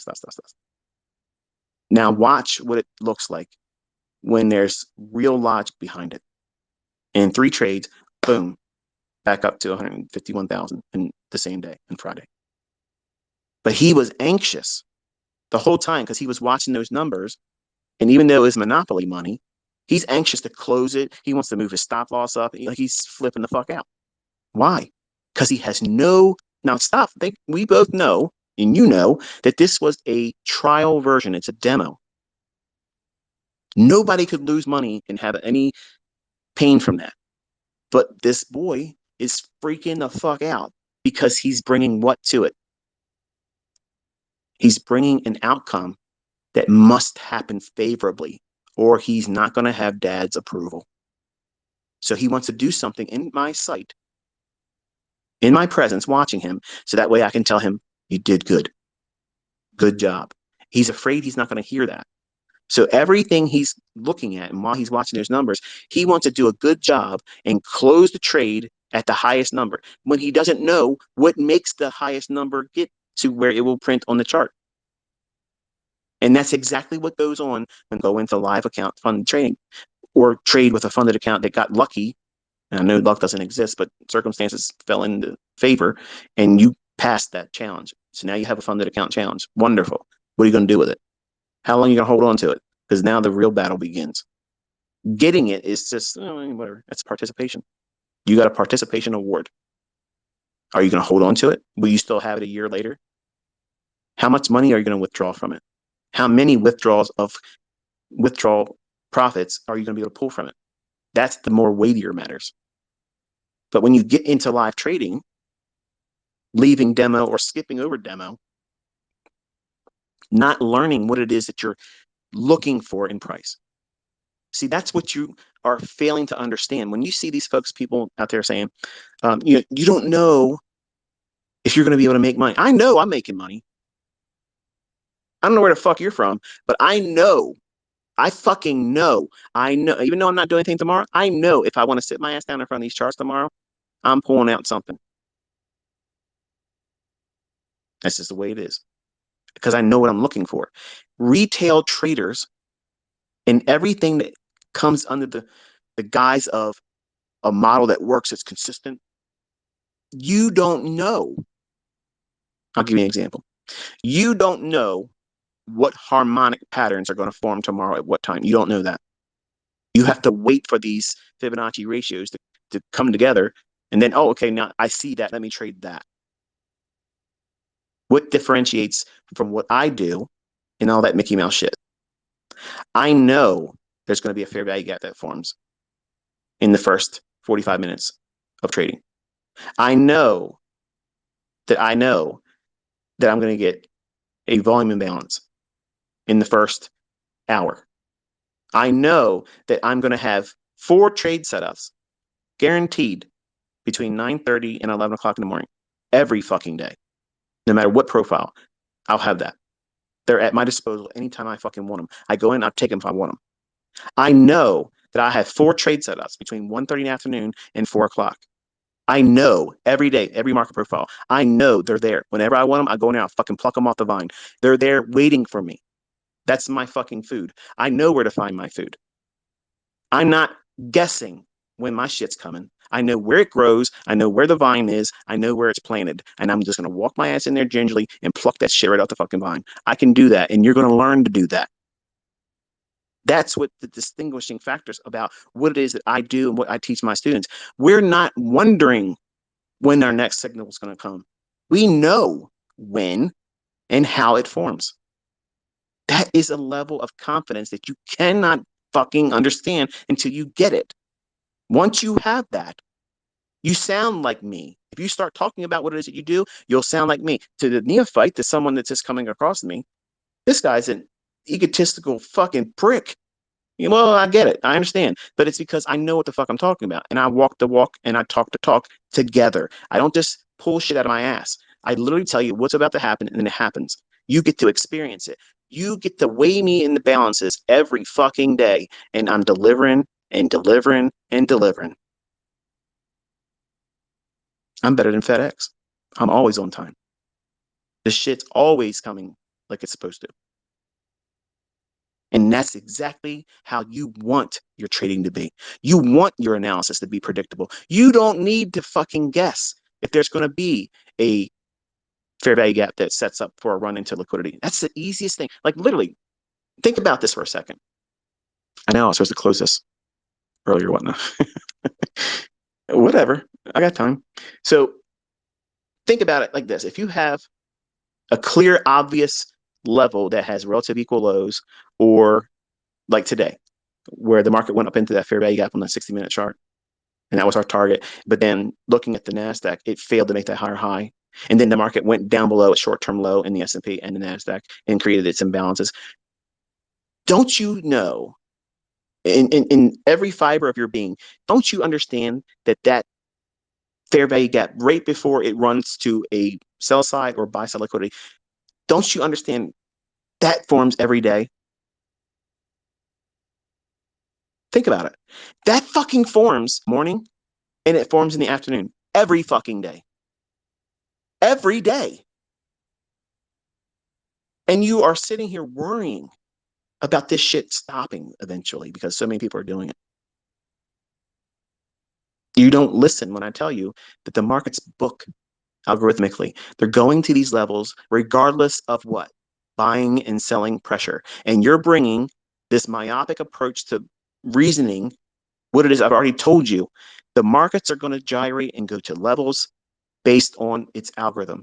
It's offering that price. It's just like if you were a store owner and you sold shoes. Who sets the price for the shoe? You do. If you want to get rid of the shoes, you mark them down. Who says you can't? Nobody. These Jordans, they cost this much money. Everybody's selling for this much money. But you got a pair that Jordan himself came in, tried on, said, you know what? I'm all right. I'm good. I don't need them. I get them for free. But you have proof that that man put his feet inside there. So now you're going to sell your shoe for what? Whatever the fuck you want to sell it for. $2,000, $5,000, $10,000. I'm sure there's a nut out there that would literally pay whatever because that man placed his foot in that shoe. But who sets the price? You do. It's yours. It's your commodity. It's your storefront. It's your business. You're running your business the way you want to run it. Well, these algorithms, they're coded to take price to a specific price level by a specific time. I don't give a fuck if you believe me. I don't care if you don't believe me. I'm showing you evidence of it every damn day. And you can't find anything else out there. Show me how it's Wyckoff. Show me how Wyckoff talked about how it was going to do these things at this time of the day. Sorry. Old Dick didn't know that shit. Sorry. Gann didn't know anything about it. Elliott still waiting on the wave because it never came in his direction at that time. And there is no supply and demand unless you're talking about commodities. Buying and selling pressure is a fucking myth. These things are controlled, and the market will offer that price to allow what? Trading to occur at those prices. If a lot of sellers come in, like think about it. You watch these people say, "Oh well, all you got to do is watch the level 2 data, and you'll see ICT's bullshit about an algorithm is all made up." Just watch the level 2 data. You're watching spoofed orders. You're watching shit that is not going to have any impact at all on a direction of price. You're just going to watch fluctuations. That's it. That's all you're doing. You're watching fluctuations. The delivery, the continuity of that price delivery is what I'm talking about. That's the part you don't understand. You have no idea what I'm referring to. And as many times I've said it, you have your fingers in your ear, you're plugging your mind up, like you don't want to listen to it. You've already convinced yourself that this is no way possible. And I'm taking it back to the argument. If it's not this, then how am I able to do it? And that's why I tell people, spend a year with me.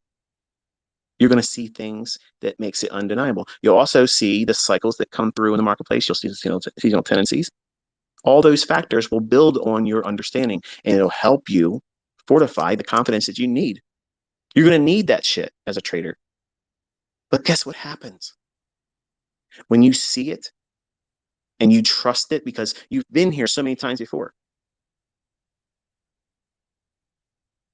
Moments ago, I said every day, if you understand the concept of liquidity, everybody can say, oh, of course, there's stops below an old low. Of course, there's stops above an old high. Everybody fucking knows that.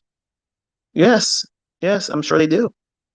But they don't understand how to use that as a setup that repeats every fucking day. And that's what I'm teaching you. That's just one setup. All you have to do, write this in your journal right now, okay? For you to quit your fucking job, to quit your job, all you have to do is find something that repeats every day that can yield you 5 handles. Here's the easiest, most straightforward ICT lecture. Ready? Watch price in the morning between 9:30 and 11 o'clock.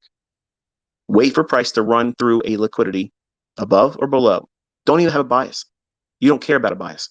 I don't need a bias. I teach you because it's better for you to work within a higher time frame directional bias. It's easier to trust and see the setups because as a new student, there's just so many things to consider. Which swing high do you use?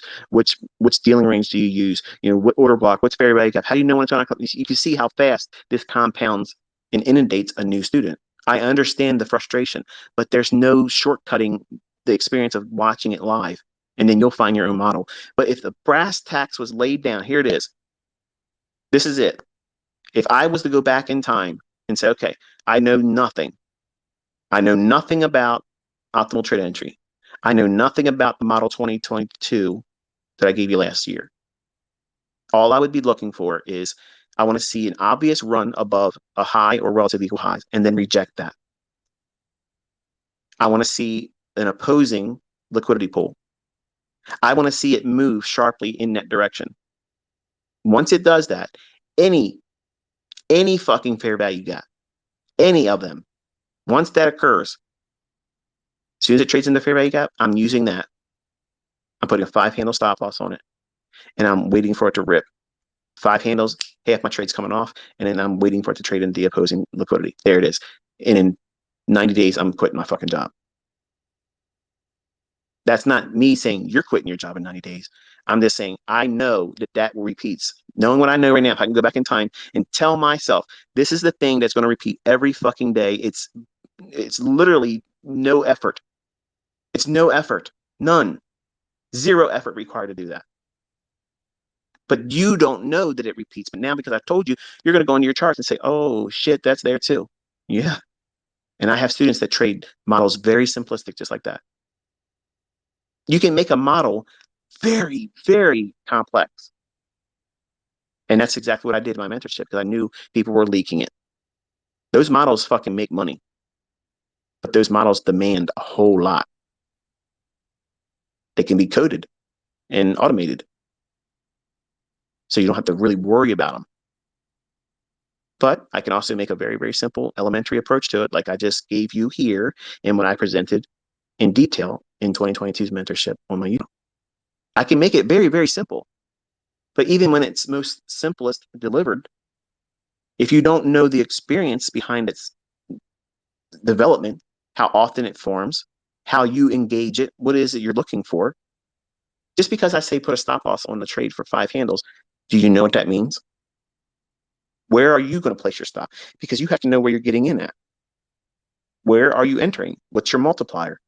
What's the PD array that you're using for the setup? every single time you take the trade. If you're going to use the fair value gap, you're going to put your stop, if it's short, you're going to put your stop loss above the candle that makes the fair value gap. If you can't do that with 5 handles, can you take the trade? Well, that depends. If you can trade it with a micro, you can take the trade. But if it's more than 5 handles, even with, and then I can't imagine a trade that you can't do at least one micro because that's not even that much money. But a micro is $5 per handle, not 50 like a mini. So what are you risking? You're risking $5. That's not much money at all to most of us. But there are people that I've trained in impoverished nations where $25 is a whole lot. But that repeats every day. And while you might need to learn how to do it with setups that risk $25 to make $25, condition yourself with seeing that pattern that forms every single day. The problem that you realize once you know how to trade, you were told you can't make money with one when you can. That's what high frequency algorithms are doing all day long. Some of them are doing less than 1-to-1. They have a negative. They're trying to make less than what they're risking because their frequency of entry is so high paced. And the thing that they're utilizing for a catalyst that gets them in the trade and get right back out of it, it repeats so often, it doesn't care. The creators, the coders that utilized it and implemented that logic, they don't care about the 35 or 40% losing. They don't care because they had that statistical edge of 60% of the high frequency order flow in their favor is going to compensate over time, even on a day-by-day basis. What happens more frequently? A 30 handle run intraday, one way, or 6 5-handle trades, multi-directional. I don't care how big the daily range is. 6 5-handle trades is going to happen more frequently than a one pull single run of 30 handles in the same day. Because there's more fluctuations in price than there are sustained 30 handle runs in one direction. One directional runs, 30 handles, there isn't a lot of them within the same day. But there is multiple deliveries of 5 handles up, 5 handles down, 5 handles up, 5 handles down. All of that intraday volatility is what high frequency trading algorithms capitalize on. Here's what you're being lied to and being told, that the algorithms are causing that to happen. And they're not. They're engaging in that delivery of price. In the disparity between where price was 5 minutes ago and where it is today, or next 5 minutes, that is what it's capitalizing on. So how many intervals of 5 minutes occur over the span of a trading session? A lot. And these high frequency algorithms are constantly plowing through that, harvesting all of these minor fluctuations. And you're out here trying to get 20 pips a day, 50 pips a day, 280 50, pips in an hour. It's needed. All you need is something that repeats over and over and over again. I literally had people clowning me saying, oh, he's talking about 5 handles.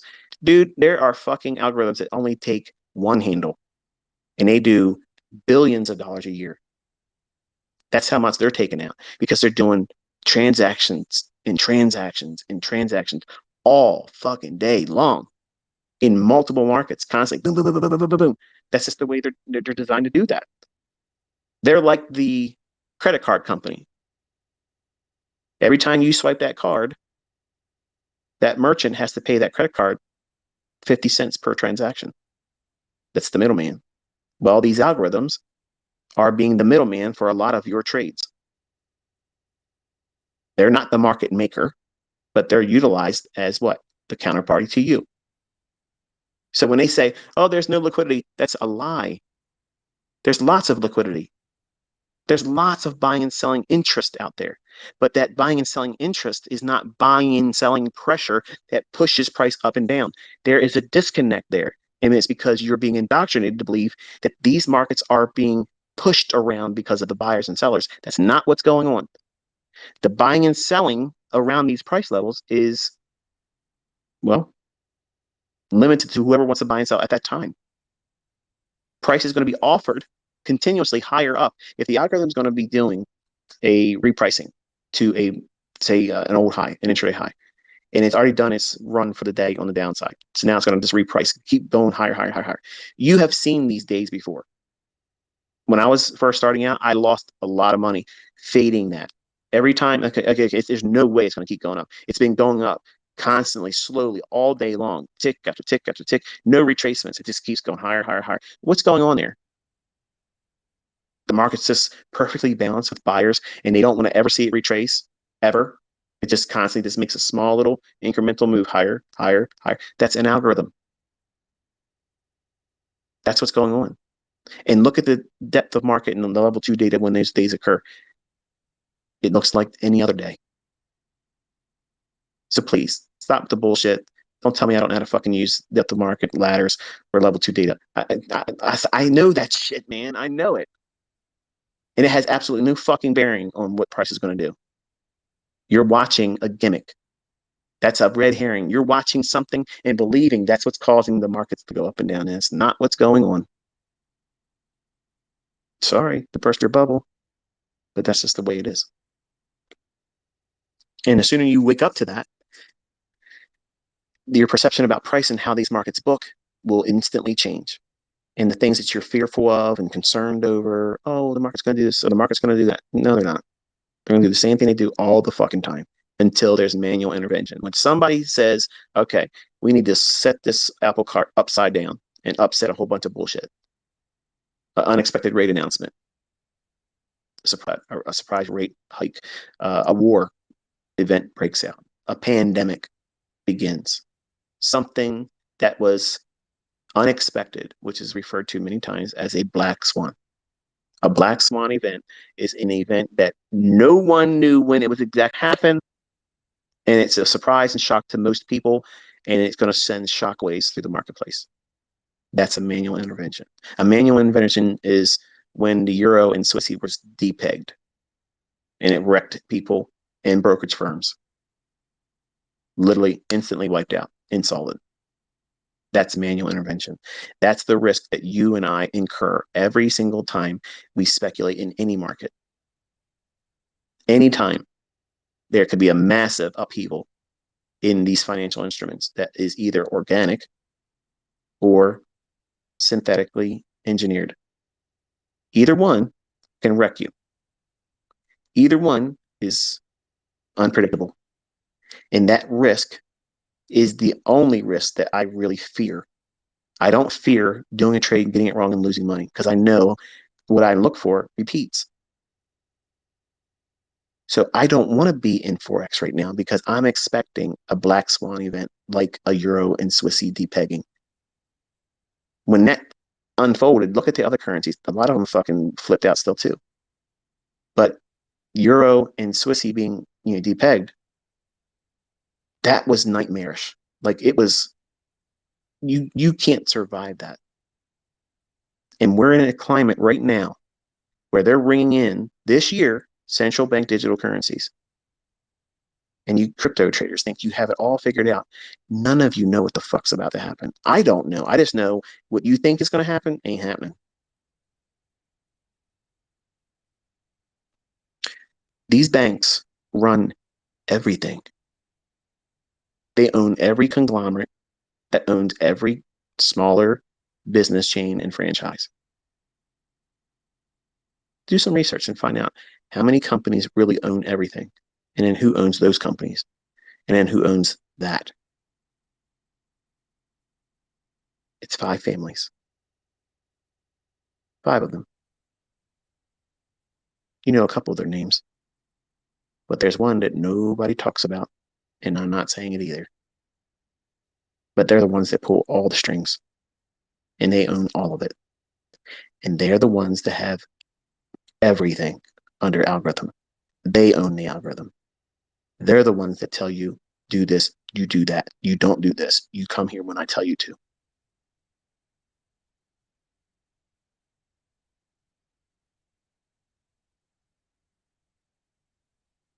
Everything is controlled. Everything.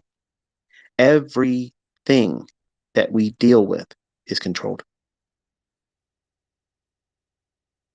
And people are very slow to realize how fast we're moving into a change that is going to be so jarring, so uncomfortable, even for people like me to have money. I'm concerned. I'm not losing fucking sleep over it because it's going to happen regardless. And ultimately, I'm here for whatever length of time I'm here. You know, if the Lord wants to take me now, I'm ready. Instant death, instant glory. I ain't worried about it. But we're all going to go through a period of very uncomfortable conditions. And when these families that are instituting these central bank digital currencies, well, wait a minute now, Michael, we're talking about countries here. Yeah, they're owned. Those leaders, mm-mm. They're all staffed with their own. Their team player is in those positions. And that's why I said you can get on social media and bitch and complain. You can say you're going to do this and it's wrong for this and stuff. You can't change it. It's the way it is.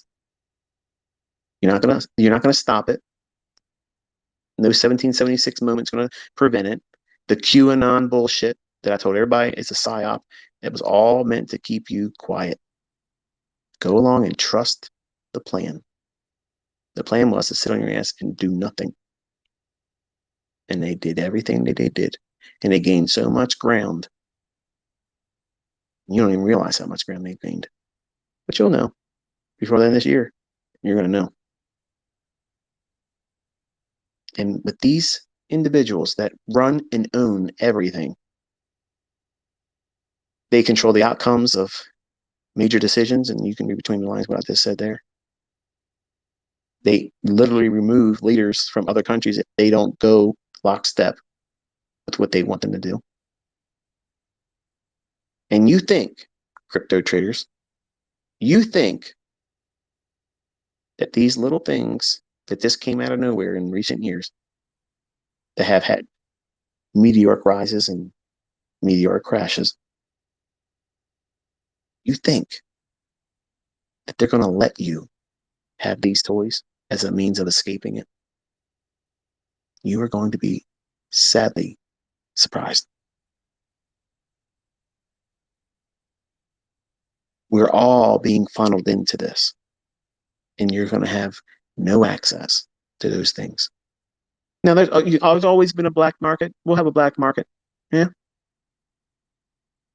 maybe, maybe not.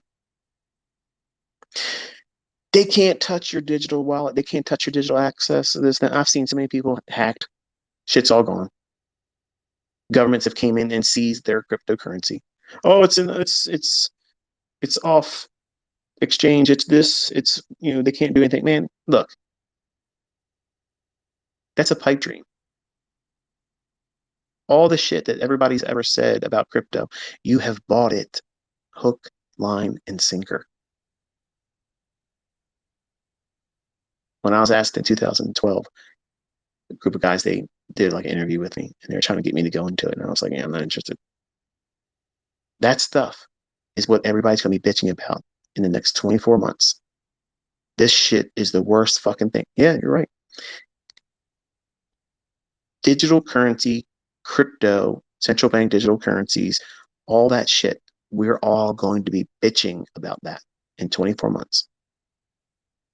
It's going to be the bane of our existence, the fucking shit that it brings, the pressure, the fucking limitations, the reason to be fearful about what we say, where we go, and what we buy and what we try to get is going to be directly related to that. You're not going to escape it. This whole Bitcoin shit, Bitcoin was created and introduced to allow everybody to warm up to the idea of something other than what is free for us to use right now as cash. You don't see it. Why? Because they've dumbed down your generation. You have no idea what you just went into. And you think I'm an old guy that don't know what's going on. My oldest boy told me that shit. He's the one sitting with $20,000 locked up. He can't put his hands on it, but he knew everything. He was trying to tell his dad how it really is. And I told him, I said, it's why I try to warn you about it. You didn't want to listen to me. But sometimes you have to fall and tear your shit up to learn. And thankfully, it's only $20,000. And no, I could write that shit off for him real quick. He needs to feel that. I had to go through that shit. If I paid off, in some of your eyes, you're thinking that's what a dad should do. No, not this. I bought him a truck, $50,000, no problem. Gave him cash for other things, no problem. I won't pay that off. There's a purpose behind him learning from that. Because if I make all of his boo-boos go away like that, when I told him not to do it, I'm enabling him. There's nothing between the difference between that and me giving him a heroin addiction and allowing him to continuously do it, enabling it. So you think that this march of central bank digital currencies that no one saw coming in 2012, none of you were talking about that in crypto. You all thought you had the Robin Hood approach to beating the man, when what they did was give you something that made you feel like you were empowered. When this country, the United States, was being founded and explorations to the west began, they got out there in California and found out there was a lot of gold in certain areas. So some of the shrewdest individuals was wise enough to know, hey, you know what? We need to make it seem like there's this area right here is a good area to mine gold. So they opened up shop. What did they do? They sold screens, pans, pickaxes, and small shovels. For what? Of course, to go look for the gold, right? So if there was so much fucking gold, why are they wasting their time selling pickaxes, pans, and screens and shovels? They should be using that shit to go get their fucking gold. The only people that were making money in the gold rush were the people that were selling the pickaxes, the screens, and the fucking panhandling. So when they gave you your cryptocurrency, they were selling you the pickaxes because they thought you were doing what? You thought rather you were doing what? Mining Bitcoin. Of course, there's going to be people that find a nugget here and there. Of course, they got to keep that shit hot because the selling of what? The pickaxes, the screens, and the pans for panhandling gold. That's where people were really making money. So they pacified all of you. They gave you this thought process that you're beating the system. You're going to be able to escape anything bad that comes forward in the future. And they allowed that shit to rise up. Listen, listen, listen, listen. When my wife asked me if I was trading Bitcoin, and I told everybody, I said, it's going to go up from 10,000 to 20,000. And when it was at 19,700, my wife asked me, do you trade Bitcoin? Now, my wife never talked in terms like that. She's always thought of this as a fucking video game. I was literally sitting next to her on the couch, and I remember the day like it was just 5 minutes ago. I turned to my left and looked at her, and I felt like all the blood just drained out of my body to my feet. Because here's my wife, no idea what the fuck's going on in these markets. And she uttered the word Bitcoin. If there's one person at the end of the line that's going to be the buyer of any bullshit in the marketplace, that's my wife. She's the last one to know. And when she asked me if I was buying Bitcoin or if I held Bitcoin, that's the top. And I shit you not. I literally, at that moment, I said, news break. Bitcoin's not going to 20,000. My wife just asked me if I'm trading Bitcoin. If she's going to ask me that, nobody else is left to buy it. It's going down. And I told everybody it's going to 6,000. And I got fucking ripped apart. Everybody was loving me when I said I was going to go to 20 from 10,000. It ripped up there. And at that moment, I said, no, it's not. And guess what? It didn't do. It didn't go to 20,000. It went down to 6,000. And then I said it was going to go to 3,000. And I was off by, I think, like 200 points. And then I called, I told you all, I said, I will let you know when it's going to go to 20,000. And then I did. And then I said, it's going to go to 30,000 on New Year's. And I was off by a day. And I told you it was going to go to 50,000, 60,000, at the highest 70. And it's not going to go any higher than that. Look at your Bitcoin chart. If you've been with me for a long time, you know when I was on Twitter, I did that. I had 3 other calls that were very minor. They were incorrect. But every major move, I called in that bitch and it was right on point. How did I do that? Looking at why they would let you want it to happen. The work's over now. You want Bitcoin 100,000, not happening. You have real competition coming out, which was the whole intended purpose of allowing all of you to get comfortable with something other than those greenbacks, those dollar bills, y'all. If they would have said, hey, look, we're getting rid of your cash right now, and you have no choices the way it is, that's going to be jarring. They don't want that. So they warmed up the idea of creating something that's allowed to be used as currency. Since fucking when did the United States government allow any other currency but the fucking dollar? We have went to war over this fucking piece of shit currency that we have. And you think that they're just gonna let this come out of nowhere? Some mythical fucking being, Satoshi? Come on. Are you fucking kidding me? You really believe this shit still? You believe it.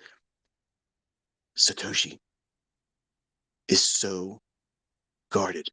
You're never gonna meet him. He's created only so many Bitcoins. And this is the way, like, what the fuck? And you think I come off of some bullshit. I'm proving my shit. That's Santa Claus. Satoshi's fucking Santa Claus. Nobody's ever fucking seen him. He's bringing gifts that's limitless. And what do you have now? Yes, we had a little bit of a movement up in crypto just recently. Who cares? Who gives a shit? They got to keep you happy. They got to keep you happy about the idea that there's still hope. While they roll out the central bank digital currencies, you won't notice what's happening. And then eventually, what's going to happen is when that gets started, you're going to start seeing shit happen in crypto. You're not allowed to trade this. This is banned. Brokerage firms are going to be told you can't do this. Oh, but I can trade. You can trade. Yeah. You can trade right now. You can absolutely. You can have your shit on your wallet. Absolutely.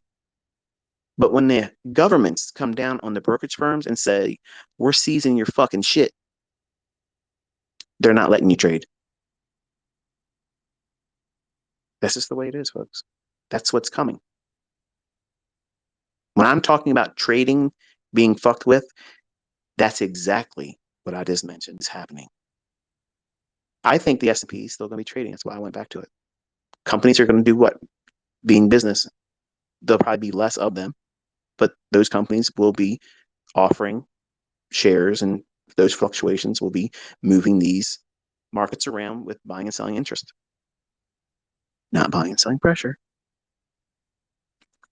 But crypto, the way you see it right now, where anybody can create a fucking coin, really? You honestly think that that's going to be allowed when they bring out what they are replacing these fiat currencies with? You asked for this shit, and they created the environment so you would want it. And you thought you were winning. Yeah, we're beating the fiat system. No, you're not. They used you. They pimped all of you. They let you believe that you were calling the fucking shots. And what they were doing was putting a yoke on you. Some of you have woke up to it, but most of you haven't. But you're going to in 24 months. In 24 fucking months, you're going to be thinking to yourself, wow, I did not see this coming. Yep. Once they have everybody in a central bank digital currency and there is no cash, and that's exactly where we're going, it's over. That's the last, that's it. You get nothing. They own you. 100% they own you.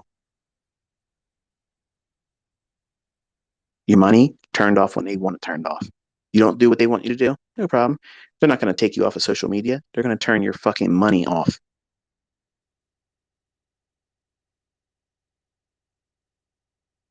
You think you're stressed out now. How much money do you have in your Bitcoin wallets, your cryptocurrencies? How about when they seize your shit?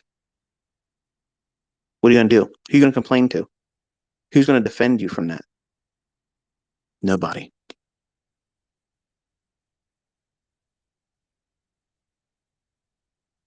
That's what's coming.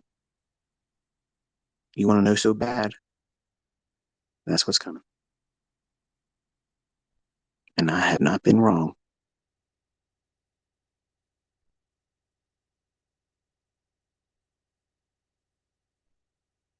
I know some of you hear these and you think to yourself, well, what's the point of trading? What you? It sounds like it's a waste to even do this. No, you should be investing. You should be trying to get whatever you can right now and not buying bullshit with it. You should be buying things that you need for your house. Food that doesn't perish real quick. Canned goods. Lots of it. Water. A couple years ago, when I was on Twitter before they started censoring me, and I said, fuck this, I'm leaving. I mentioned that there was a water futures contract coming up. And I also told everybody when they were introducing the Bitcoin futures contract, I said, when that happens, your treasured belief about how they're not manipulating Bitcoin. They can't manipulate Bitcoin. I said, as soon as they put a futures contract on it, that argument's over. And it has been. It's owned. It's manipulated. Period. I don't give a shit what anybody says, but the U.S. government created Bitcoin. And I know I just pissed off a lot of you. You're fucking flipping out right now. But they did. Anybody that has simple common sense would know the fact that they would even allow that to be used as legal tender here. Do we use Japanese yen here? When's the last time you went to the grocery store and you gave them loonies, Swiss francs? How about Deutschmarks? That's one for you. Can you go and pay for gas for dollars here in the U.S.? They're going to be like, what the fuck is this? Get out of here with this. But they somehow, all of a sudden, bent over backwards and let cryptocurrency, Bitcoin, all of a sudden get in there and have some use. Oh, when you look at it that way, see, you're told that it's finding its way in as a main staple. It's going to be the reserve currency of the world. The bullshit. It's never going to be that. That's never going to happen. It was a catalyst. It was the Trojan horse. That's exactly what it is. And it has all its little things, these other coins, these shit coins, these things that move around. Ripple's going to beat Ripple's a bunch of bullshit.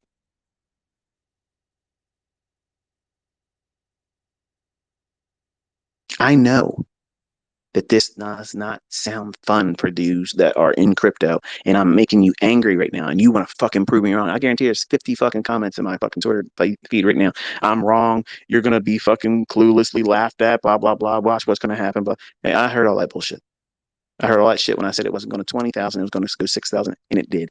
I told you when I told you it would go up to 20,000, you'd hear it from me, and I told you. I told you the fucking dates, and it delivered.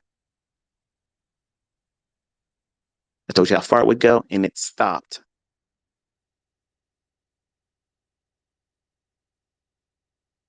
The real fun's about to happen soon.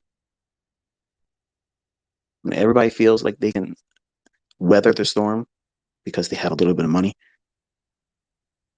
when that doesn't help because you can't buy shit because it ain't there, you're going to wish you listened to me about putting food in your house, about getting things like extra clothes, socks, and underwear, the things that people just take for granted right now.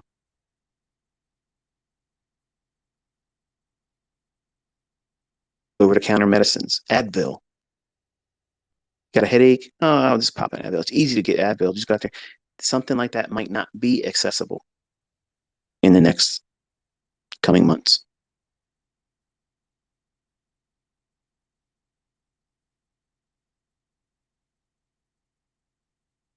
It's hard to articulate making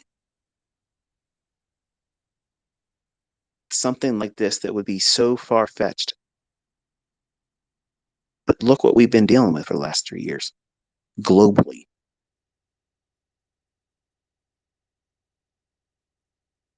That ground that they gained with all this shit, these control measures, these lengths that they're able to go to now, and no one questions it. No one says this is overreach.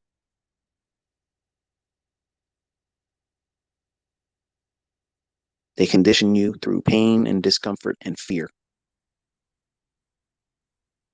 And we're in an industry right now that walks around like we're the cock of the walk, man. We roll everything. We're the fucking big swinging dicks of the world. We're financial giants. We're traders. We're traders, man. We don't need jobs. Let me tell you something. We are going to get fucked with. They are not going to let us feel like we're exempt. So you need to learn this skill set. Make what you can make. Acquire, store up what you can, and fasten your seatbelts because it's going to be a bumpy ride. And I'm not talking about, oh, it's going to be a rough couple months. We're looking at like 10 years of shit that nobody wants to put up with. And they're going to be utilizing a lot of uncomfortable things to try to get your attention away from the shit that they put us all through. And guess what? That's repeated. We're doing the same thing that you didn't learn about because you don't learn history.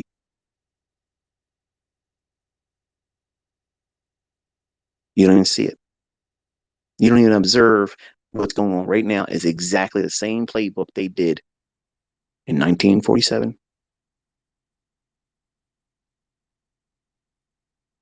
Because you didn't learn history. They don't teach it. But for the old heads, we were taught history, and some of you were old enough to know things that were before my time. But you recognize this shit, and when you try to talk to people around you that are younger, they don't see it. They want to hear it. You're whatever. You're an asshole. You're a racist. You're a whatever you want to call it. They're going to come up with a name to vilify you. The only thing you're doing is saying what you know is repeating history. Everything that's happening right now were the same catalysts for us to end up in World War One.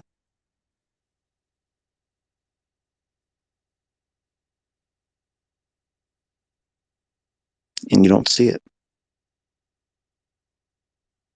You know, the easiest way to forget about all the bullshit with COVID, the vaccinations, the vaccination harm, all the people dying, all the businesses that were put out of fucking business, people that lost their jobs. You know, the best way to make all that shit be the least impactful in terms of conversation, talking points of the water cooler? A fucking world war. That's going to be the talk at every dinner table. Everybody's going to be talking about it on social media. Everybody is going to be worrying about that and their children potentially getting drafted. And I'm going to say this right now. I don't give a fuck. None of my children are going anywhere. They can suck my fucking dick. They're never going to fight for these pieces of shit. They're never going to do it. I'm never going to allow it. And I don't give a fuck. Last time I saw them, they went on a hiking expedition in fucking Europe. See ya. And I don't give a fuck what your thoughts about that is. This is the way it is. But that's what they're cooking up. You got kids? You got children that are getting ready to graduate? Believe me, they have their eyes on them.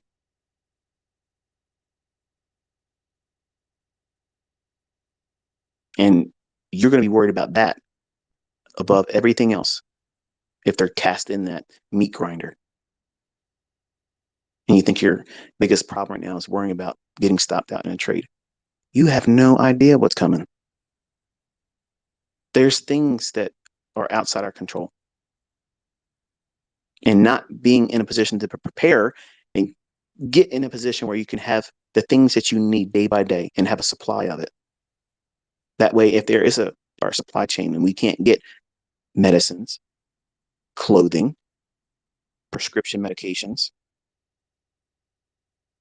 light bulbs, simple shit like that. And you don't think about it, but what happens when you lose the ability to turn on the lights in your house?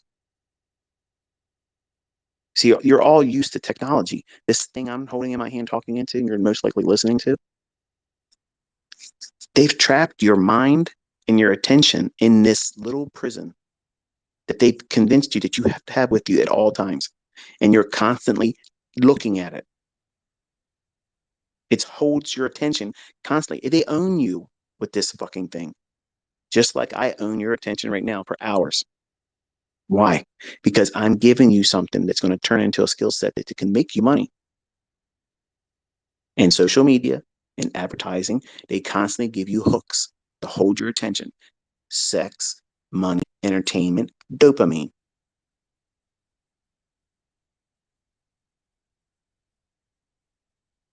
And they make you think that you need to buy another one because planned obsolescence. It's obsolescence. It's the phone is programmed, and every time they do an update, they slowly reduce the phone to behave like it's supposed to when you first bought it. The battery life doesn't work as long as it did. So what happens? You go out and you spend $1,200, $1,400 for a new phone every 2 years. That's for the folks that don't want to keep up with the new technology. I don't want another phone after this one. I can't wait for this fucker to stop working. To be honest with you, I don't want it. I can't stand it. I don't carry mine with me when I leave my house. This is something I'm worried about losing and dropping, whatever. And when I cared about my phone, I always dropped it and broke it. Screen protectors, fucking OtterBox cases, all that bullshit. It still would break. I don't give a fuck about this phone, and I want it to break, and I don't ever drop it. It's fucking contrarian. But I'm hopefully getting you to think about how you can prepare your household.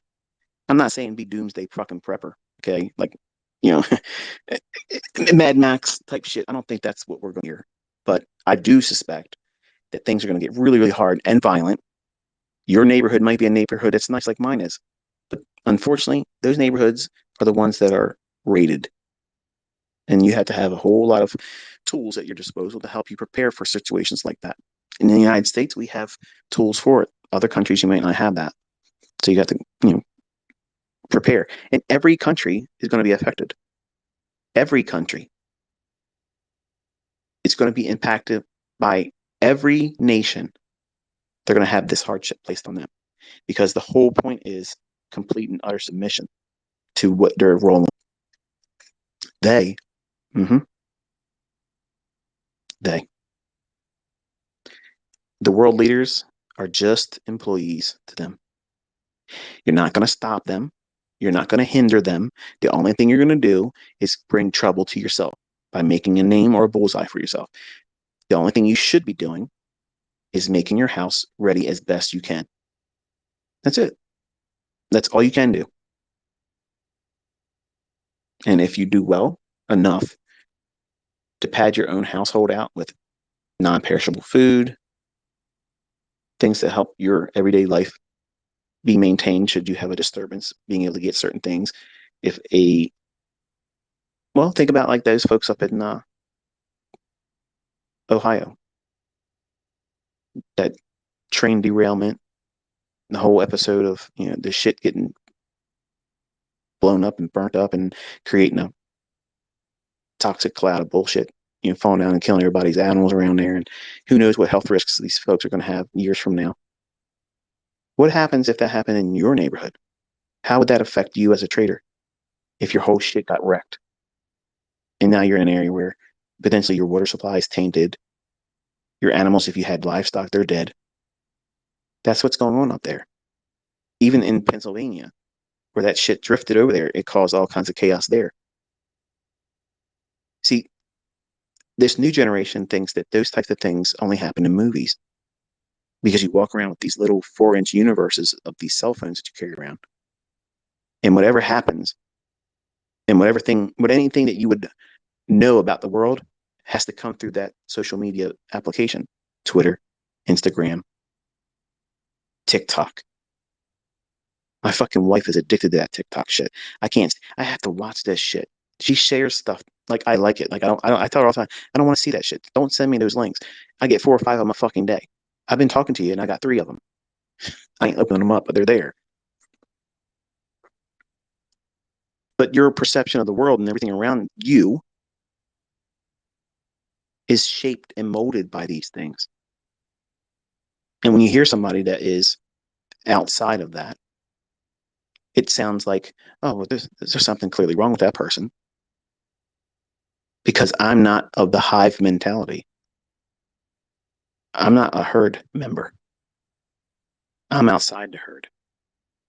I'm watching all of you get picked off one at a time. And you don't even see it happening. There's a noose going around all of our necks, and it's tightening up every day, tighter and tighter, and ever so slowly. And money is not going to fix that. For a short period of time, money is going to permit you to make your house ready. You might need to move if you're in a bad area, if you're in a state that has issues. Maybe trading would be the catalyst to get you out of that into a more secluded area. Because when everybody else can't purchase food, get gasoline for their vehicles. There's a big thing right now. Everybody's going around cutting catalytic converters off of cars and selling them. What are you going to do when you can't drive your car, buy food, and the electricity is off? When the lights go out, how are you going to be able to conduct your business? How are you going to keep your household going? Do you have a plan for that? Most of you, especially this most recent generation, you don't think that way. You've never had a reason to think that way. All of your TV shows are nonsense. Reality TV, which nothing about it is reality. It's bullshit. And you keep up with script drama that you think is reality. It's a real thing. It's not a real thing. These people are acting. And that shaped your mind, just like it shaped my oldest 2 kids. And the logic they hold with many of the things in today's world is ass backwards. And it's frustrating dealing with them as a parent because they think they got it all figured out when they don't. And I see them frustrated because they think that they know what it is they should be doing. And when we tell them as their parents, you're going to make a mistake doing this, you should do this, this, this, and make ready a plan B for that failing. No, that's not what we're going to do. And they fail, and dad has to bail them out. And it's the byproduct of what you have not been taught. The youth of this generation right now, they have not been conditioned to go out on their own, earn their own keep, be entrepreneurs, be successful entrepreneurs, independent thinkers. They've not been taught that at all. That those skill sets don't exist. Not in this generation, it doesn't. There are exceptions to that, yes. But by far and large, predominantly, most of them are not capable or functioning adults. They're emotional wrecks. Their whole existence has to do with how they're perceived on social media. And they quickly fail and have to come back home and live with their parents.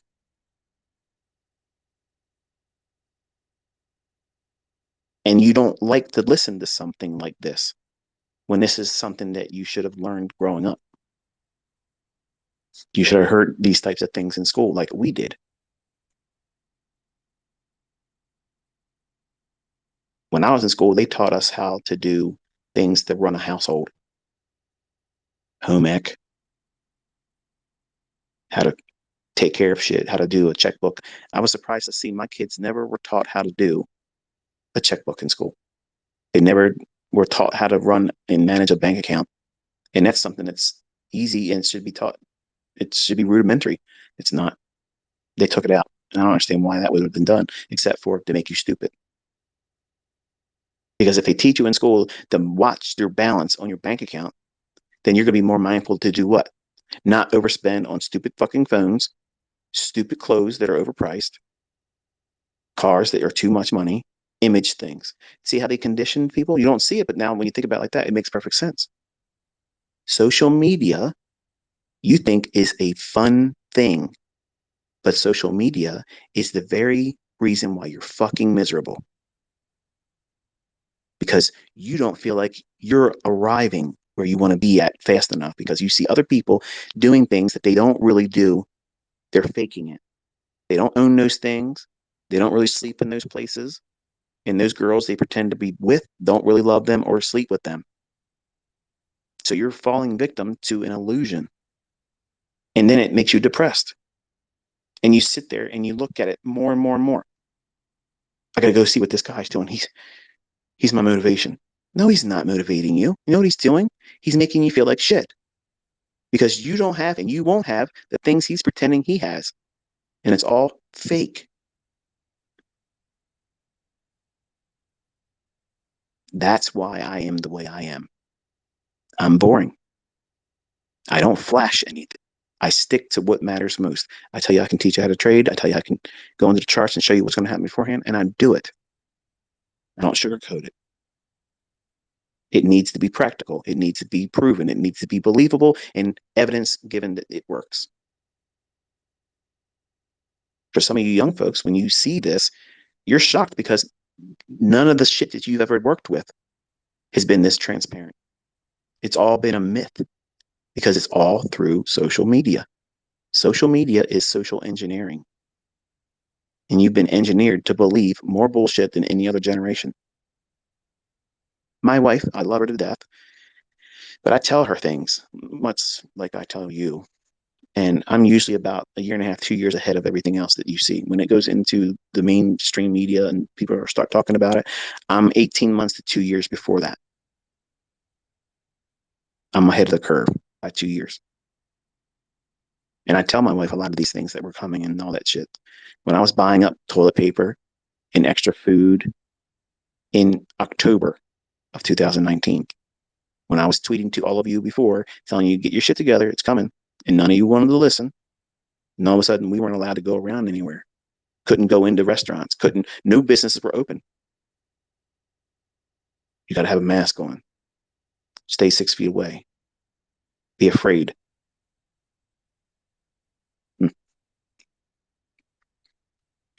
But when nobody could get their hands on toilet paper, that was like the new gold.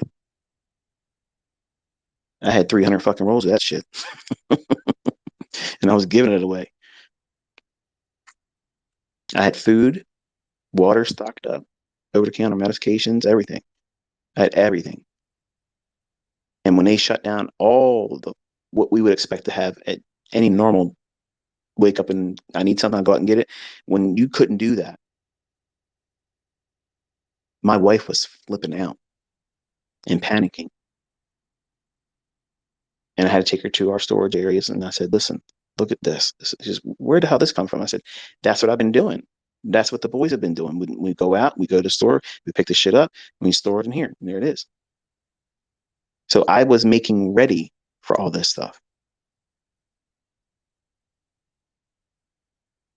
In August of 2019, I knew what was coming, and I was talking about how all these things were going to happen. If everything I was seeing was going to happen, we would know come March of 2020, and it hit. And my students that have been with me a long time know I said all this publicly. And at that time, when I started saying shit, my tweets were censored. So I said, I'm done. Not now I'm on their radar. I'm done. I'm not talking no more. I'm done. Now, conspiracy theory is fact. I mean, everybody knows about UFOs now, right? They're fucking talking about UFOs every day. Unidentified flying object. We shot down a UFO. Now, if that shit would have happened, if they were talking about that stuff before COVID era, people would have been panicking, freaking out. But all during that shit, they slipped that in there. Oh yeah, by the way, there's real UFOs. I'm not saying there's people up there and UFOs flying around ETs. I don't believe that. But they're constantly giving us shit to be worrying about.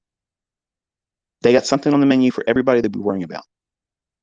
And that's how you know we're in some real shit, because they're constantly keeping people panicked, just like they did with 9/11. And I was a victim of that shit. Like I was fearful of everything. Now I don't give a fuck. If I'm going to die, I'm going to die. I'm not going to worry about it. If I'm going to get a disease and die, I believe it's what's going to happen. The Lord's calling me home that way, and there it is. It's done. I can't fight it, can't beat it. If it's what it's going to be, it's going to be that. I'm not going to live my life in fear. And the worst thing I can do, knowing that I have these convictions about what I believe is coming, I've been very vocal about it, as much as I could be, right?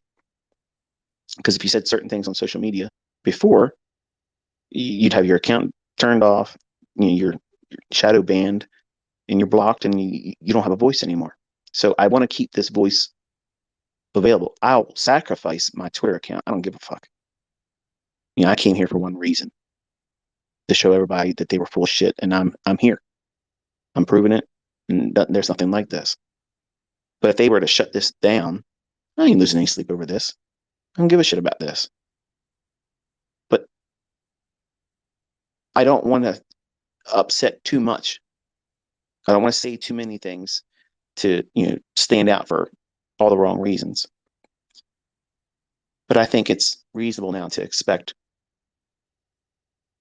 more bullshit coming. It may not be wear a mask, stay 6 feet apart, but it might be other shit that is even more uncomfortable. When they predict that we're going to have a worse pandemic come 2025, how the fuck would they know that?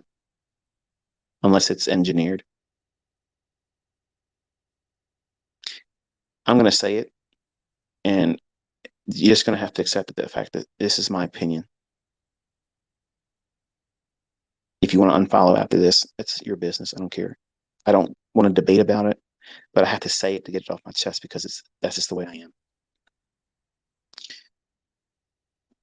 We're going to see people dying a lot, and we're already seeing it now. The stuff that they put in individuals over the last 2 years is not good. And more information is being brought to light about how bad and toxic that shit was.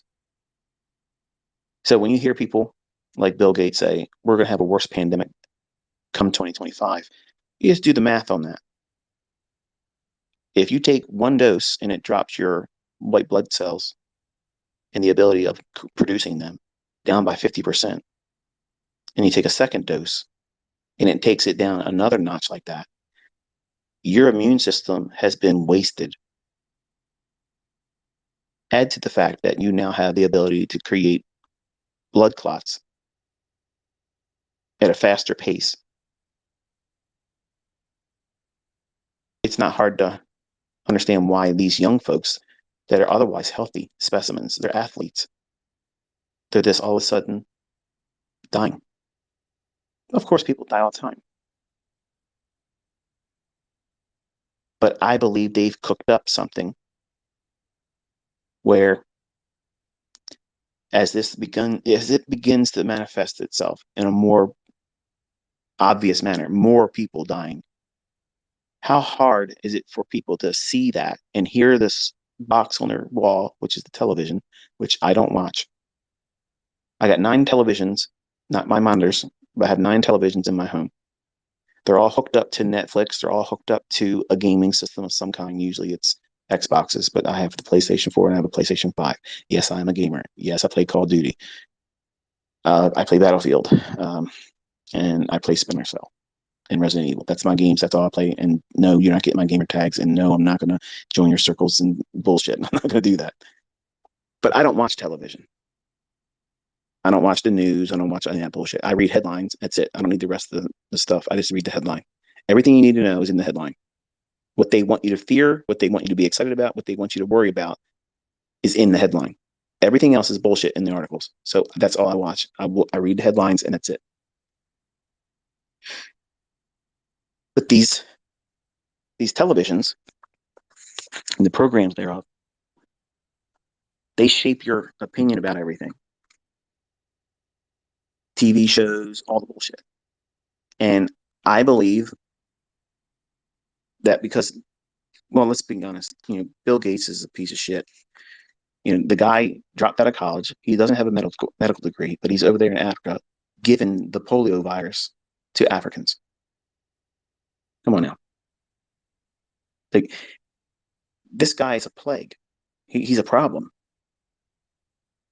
And he's viewed as a philanthropist. Like he's some savior. And we elevated this guy up to a point at which where we look to him as a mental giant because he funds vaccinations. And now this same person has been releasing genetically modified fucking mosquitoes. Okay. What the hell would you want to do that for? Well, because they're basically flying syringes. So if you want to spread a disease, I'm not saying one is being spread, but if you want to spread one, that's a wonderful instrument to do that. When you see a mosquito, it's on your arm, it's biting you. Oh, it sucks. You smash it. It's done. You don't think nothing of it. But this dude had hundreds of thousands of these things released in Florida twice now. He's the same person also that's funding all of the shit that we see that looks like clouds, but they aren't clouds. It's like it creates a haze over where you live at. Like here in Maryland, they're constantly spraying this shit above us. And you can't see the sun. It's always hazy. And it's this shit that when we have rain collection barrels here that you want to have extra rain water in case the shit goes bad. We have well and septic in Maryland. But people like my thought process, we like to have barrels that when it rains, it goes down and we collect it 50-gallon drums and there it is. And you start seeing this shit that wouldn't be there on the days that it's really, really clean sky, not really showing too much. There's the white puffy clouds like you did see when we were in the 70s and 80s, but now all of a sudden the sky looks different because they're spraying this shit up there that's not good for us. And what we found out is that they're using that to block the sun. The beneficial sunlight that we get from the sun is being blocked by that spraying of that bullshit. And who's paying for it? Bill Gates. And this is the same guy that's been buying up all of the farmland in the United States. He's the largest farmland holder in the United States now, or really close to it now. What does he want to do that for? The same guy that made that fake hamburger bullshit. Impossible meat or some shit. Nobody wants to eat that garbage, genetically modified horseshit. So how many times does one guy need to pop up when there's always a problem with it? And he's the guy that's guaranteeing there's going to be another pandemic that's going to be worse. And people are going to really take notice of this come 2025. Now, my opinion is that the folks that have taken this vaccine, and mind you, my oldest is my daughter. She's taken 2 doses of the Pfizer against me telling her, please don't do it. But because the TV told her, because her friends said, we have to do this, protect everybody, blah, blah, blah. She did it. Now she has constant fucking nosebleeds. She gets rashes all over her back. We were talking to her today while she was driving home from work, and right there on FaceTime with my wife, boom, like a faucet. Her nose is bleeding constantly. She didn't have that shit before she took that stuff. So I'm constantly praying that whatever they gave her in that stuff has no effect. But I hope I'm wrong. But I think what's going to happen is folks are going to fall victim to that shit that they put in them. And because there was a lot of them that did it, when they start dropping everywhere, athletes, politicians, celebrities, your neighbors, your soccer mom friend, their children, all of a sudden just dropping. Look at what they're doing. They put all of these excuses for, playing video games increases the chances of getting a blood clot and having a heart attack. Driving your car more than 14 hours a day or 14 hours a week causes blood clots and potential heart attacks. It's like they're constantly giving you reasons to suspect why people are going to be dropping dead of blood clots and heart attacks. So you're probably asking yourself, how the fuck did we get on this topic? Well, the reason why I'm doing this is because I want you to be prepared to take care of your own when this shit starts coming. Because that's what's on my heart. That's what's on my mind. That's why I want to help you. Because it's going to be hard. It's going to be scary. It's going to be things that are uncomfortable, science fiction level bullshit. And maybe some of you have had that given to you and you felt like you were doing the right thing by doing it. Maybe your job required you to do it. You can't work here unless you have this. And I have friends that didn't keep their job because they said, no, I'm not taking that. And they had coworkers drop dead after taking it. Do you think they feel bad about not doing it and losing their job? Fuck no. And I'm sure some of you took it. Nothing ever happened to you. You're healthy as a horse and great, wonderful. I believe there was placebos put out there. But, that's my opinion. You don't have to believe it. I'm not saying you should. But that's my belief. And I'm hoping that my daughter had a placebo, but, seeing how she whelps up on her back and her arms and her stomach, and she gets chronic nosebleeds now. She's irritable constantly. And none of that stuff happened before her taking that shit. And it's not in her head. So it's not like a physical manifestation of, oh, she's scared now because, she knows she took 2 doses of it. No, it's not that at all. She believes that people should get it right now. She's mad at us because we won't do it. I didn't wear a mask. I walked around and I literally was around everybody. I never got a dose of that shit.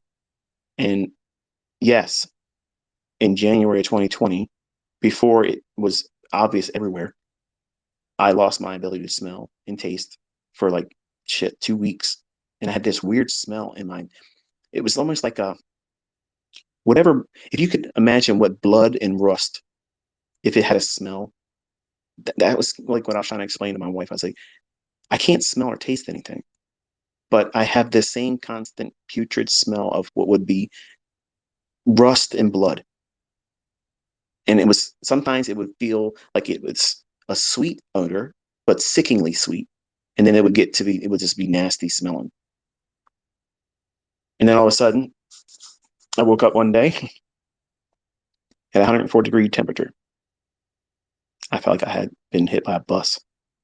So I put myself in an ice bath, brought my temperature down to 100. And I had to do that for, I don't know, maybe 6, 7 hours, 2 or 3 times, because it would shoot right back up. My head hurt so freaking bad. I felt like I was going to crack open. And I was so fatigued. Once I broke the fever, it was a low-grade fever. But I went downstairs, grabbed a bottle of water, chugged it. I wasn't to eat or anything. I didn't feel nauseous, but I was zapped with energy and my head was pounding me. So I said, I'm just going to go up here and lay down. I don't feel well. I went to sleep and I slept for 17 hours. One shot. No medication, no sleep aids, no nothing. I slept for 17 hours. I woke up. My wife was like, are you okay? I said, I don't feel well. I'm thirsty. I said, grab me 2 bottles of water. She went and got me 2 bottles of water. I chugged them. I went to the bathroom, relieved myself, laid back down, 15 hours, slept. Woke up, head pounding me, drank, didn't eat again, slept 8 hours. Woke up after the 8 hours, no fever, no pain, just tired, but not tired like I got to sleep. Like I couldn't hold my eyes open. Each time I woke up, it was like I couldn't keep my eyes open, like I hadn't slept. But I slept 17, 15, and 8 hours. Over 3 days, that's how it was. But after that, it was just a mild headache and just weak. Like I had no energy for like a week and a half. That's how it was. But it took me like 2 months to get my full smell and taste back. And I had to do that by eating an orange that I burnt. And I learned that off of a fucking Facebook video that one of my friends sent me. He said, here, scorch this orange. It's going to taste like shit, but do it and see if it works. And it did. I could smell and I could get my taste back.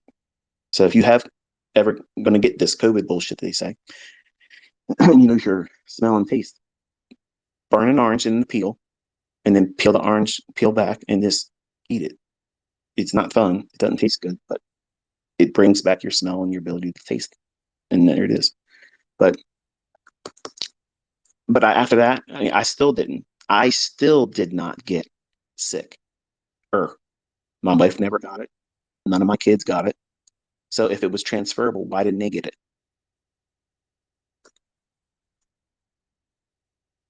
What was it? It was something given to me. Because if it was something that was transferable by a cough, it was something that was transferable by a sneeze, body fluid exchanges. I'm married to my wife, folks. Let's be real. Okay. And she didn't get sick. It was given to me. I don't know how it was, but I didn't take a backside and I won't do that. And now the same shit that they put in that stuff, they're trying to put that in food, which is what I told my wife. I said, there's a lot of people like me and you, but we're not going to take that shot ever. I'm not going to do it. I don't give a fuck what they say. I'm not doing it. And I live an introverted life. So for the folks in this audience who's like, you're an asshole, fuck you, you should deserve to get it. And, I've had people say that to me. I already live an introverted life. I don't hang around a lot of people. But when I was out buying stuff, preparing for when I knew this shit was coming, because I was watching China, I was watching all the bullshit that was coming out of there. I was like, okay, they're going to bring that shit here. It's going to be a bunch of horse shit. So I was buying up everything I could because I knew there would be a bunch of bullshit with not getting the stuff that we needed, which was the first thing that sells out. If a storm's coming, like a big bad storm, like a hurricane or a big blizzard in our country, the first thing to go is milk, bread, eggs, and toilet paper. So I stocked up on all that shit and canned goods and bottled water and water filters and candles and batteries, extra light bulbs, everything that I would need if shit got upside down for a little while. And it did. It literally happened like that. So all that stuff that they put in these things, RNA horseshit, they're trying to find a way to put that shit in food. And I told my wife, I said, if they're trying to really get it in everybody, the best way to do it would be to put it in the water and put it in food.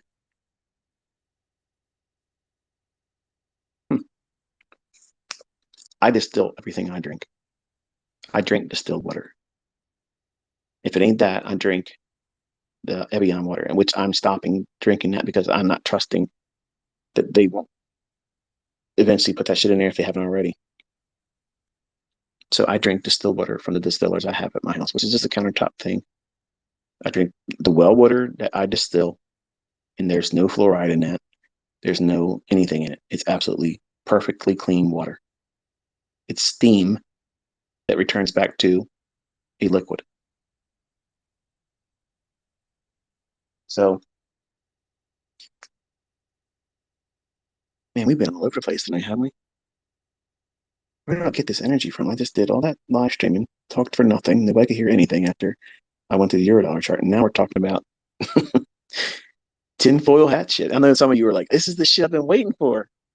There's not a lot of interest in interest in this within this huge body of people that are listening to me for trading information. I'm sure I've turned off a lot of you with that, but that's not where we're going with this YouTube and Twitter space stuff. Okay. But I had a lot of folks asking why I'm doing this. Like, why am I doing it? That's the reason why. I'm expecting really bad shit to come. I want to be wrong. I want to be able to be laughed at by all of you 24 months from now when nothing happens and Bitcoin's at $500,000. I want you all to be able to say, ICT, you are so wrong, and laugh at me. I want that to happen. I really want that to happen. Because if I'm not, we are in some shit. Like, we're going to be really uncomfortable. And money isn't going to be the answer. Everybody's life's about to change, man. Everywhere. Some harder than others.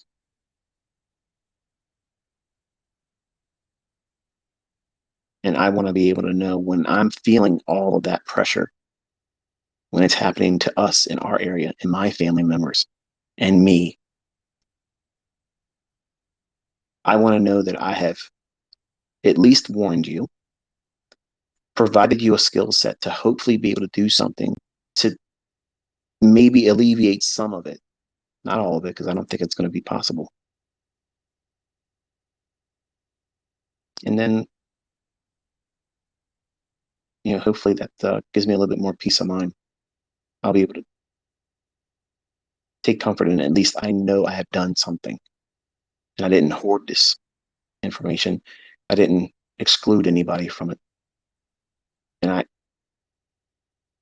very meaningfully and heartfelt effort was placed in this with a good intention. And for the folks that talk about how I'm motivated to get money because of ad revenue, that ad revenue helps me afford my kids that do stupid shit. And I'm tired of paying for it out of my pocket. That's the way it is. I got kids, man. I got kids. I got a wife, and they just want to spend. They want to do dumb shit and take chances with their cars. And when that shit happens, they can't afford to do it on their own. So where's the money going to come from? I'm not going to fucking keep doing this shit. So if I can put something out there that makes income, then that's right. That's this income stream I'll use for that kind of stuff. It's none of your fucking business, what I'm doing, how I get my money. But for the purpose of telling the folks that genuinely want to know and not have an ulterior motive for it, now you know. But I'm not getting at any ad revenue right now. I'm talking to you for fucking hours. I don't know what time is it. Man, I've been going that long. There's no 12:42. I literally feel like I've been here for an hour and a half. That's what it feels like for me. If I had enough to talk about and reasons to hold anybody's attention, I could probably be um, I don't know what I'm thinking of, like a talk show host. But I'm killing talk show hosts. Like, this is longer than a talk show host. Like, maybe a podcaster, something like that. I'm constant, aren't I? This keeps going on and on and on. Next motherfucker can talk, can he? Yeah. I don't stop talking until I'm asleep. And I don't sleep very much, so. And to answer the question you probably asked, well, answer that question. I wish you would talk about how you sleep. So I sleep in 2 segments of 4 hours. So I sleep 4 hours. Whenever I wake up after the 4 hours, and it's usually naturally, I wake up 4 hours. I get up immediately out of bed, and I start looking at my charts. I look at whatever I'm looking at for building sentiment, opinions, bias. I look at YouTubers that I like to fade. I like to look at websites and forums that talk about what other traders are expecting, what they think. And then I read the headlines. I just go through the major headlines, like, Investors Business Daily, Wall Street Journal, and Barron's. And all I do is look at the headlines. I do not read the articles, because the articles is just bullshit. The headlines that's them priming you. They're telling you what to think, what to fear, what to worry about. And that's how I stay ahead of everything.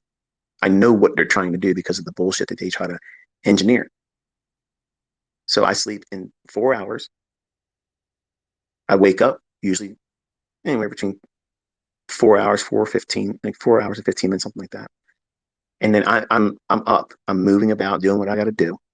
And after I'm done talking and having either lunch, doing whatever I'm doing with my wife in the evening or afternoon rather, before our evening time together, I'll lay down again for 4 hours. So in between those times, if I have an opportunity, and I haven't had that since I've been doing this year, but usually I'll lay down for about 15 to 20 minutes as a cat nap, once or twice a day. But I don't need more than 4 hours. of sleep. And I know there's a lot of people that say, "Oh no, you need to have 8 hours of fucking sleep." Man, if I sleep 8 hours, I'm dead. Like I don't have any energy, none. I'm zapped. Like it's like I've been lulled into laziness and sleepy. I don't operate like that. Mine obviously you can. Do I sound like I'm low on energy? I'm 50 years old, okay, but I'm telling you right now, I'm going and going and going like the Energizer Bunny all night long. Okay, all night long, all day long. I don't fucking sleep like the average person. I'll sleep when I'm dead, and I don't have a need for 8 hour sleeps. As a younger man, I felt like I had to do that, and I would get sick. I would catch colds all the time. I would always be fucking getting sick, always.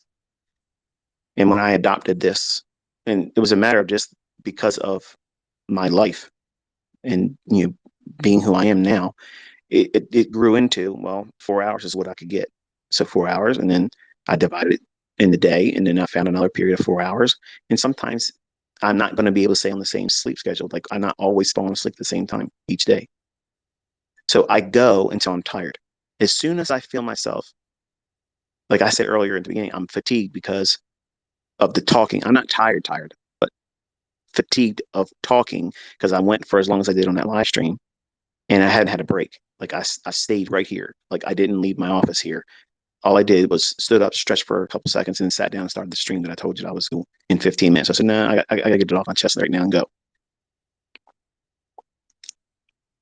So I don't have that normal sleep routine that all of you have. And I think if I had a job, then I would probably sleep the regular, 6 to 7, 8 hour time. But because I don't do anything like work a stressful job, because you're stressed all the time. You're stressed when you go to bed, worrying about going there. You're worried about that job when you wake up because you got to go there. You're worried about that job when you're commuting there. You're worried about your job when you come home and you're commuting from it. So you're constantly worrying about that shithole of a job and being there. You don't want it. You don't want to do it. I don't have that. So when I wake up, my day is mine. I choose to spend it helping all of you. I choose it to do what I want to do with my children when I'm doing it, walk my dogs, whatever I'm doing. It's not a job. And I'm working harder at doing what I'm doing with you than anybody does at a job. But I don't feel like I'm working. I'm enjoying myself. I'm sharing, I'm talking, I'm being who I am.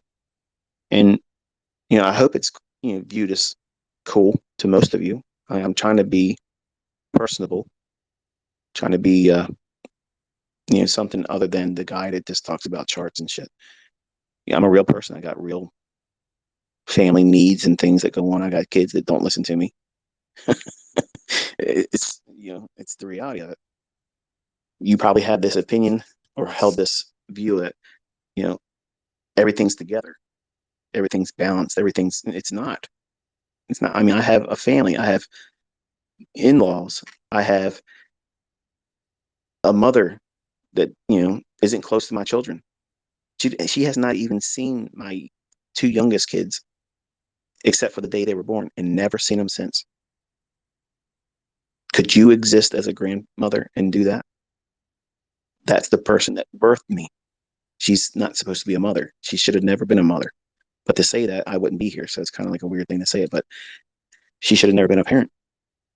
But I have all those things just like you. I have dysfunctional family members.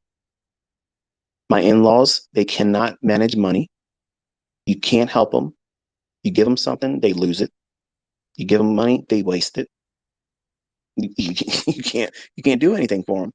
So I'm just like everybody else. I have the real world problems that just like you have. And me being able to do what you see me do does not make me exempt of that. I'm a real person that manages all these real issues that happen in everybody else's life. And if I can do this, you'll be able to do it too. You're just going to have to work really, really hard and put your mind to it. I, I do believe I need to close this one. Not because I'm tired, because I'm not. I'm probably going to go down there and grab something to drink, take the girls out, let them go to the bathroom, I'm probably gonna go read some stuff, see what's going on in the world, see what I missed. So tomorrow, Friday, I will not be on Twitter worrying you. And I probably will not be doing anything at all with you on social media until Saturday. So I guess Saturday morning, Shotgun will be here again talking about what? I don't know. It won't be this long. I'm quite certain of that. But anyway, if I've kept you company at your job, if I've kept you company wherever you were hanging out with me, hopefully I was good company with you. Hopefully I entertained you. Hopefully I inspired you to keep digging in and focus on what it is you're doing here, why you're doing it, and what you're going to do with it once you get it. That's what I said I'm interested in. I want to see how you prepare yourself, how you bless others. And that story is what I'm really interested in. So with that, my friends, we're going to close this one. Wish you all a very pleasant evening, morning, wherever you're at in the world. Until next time, be safe.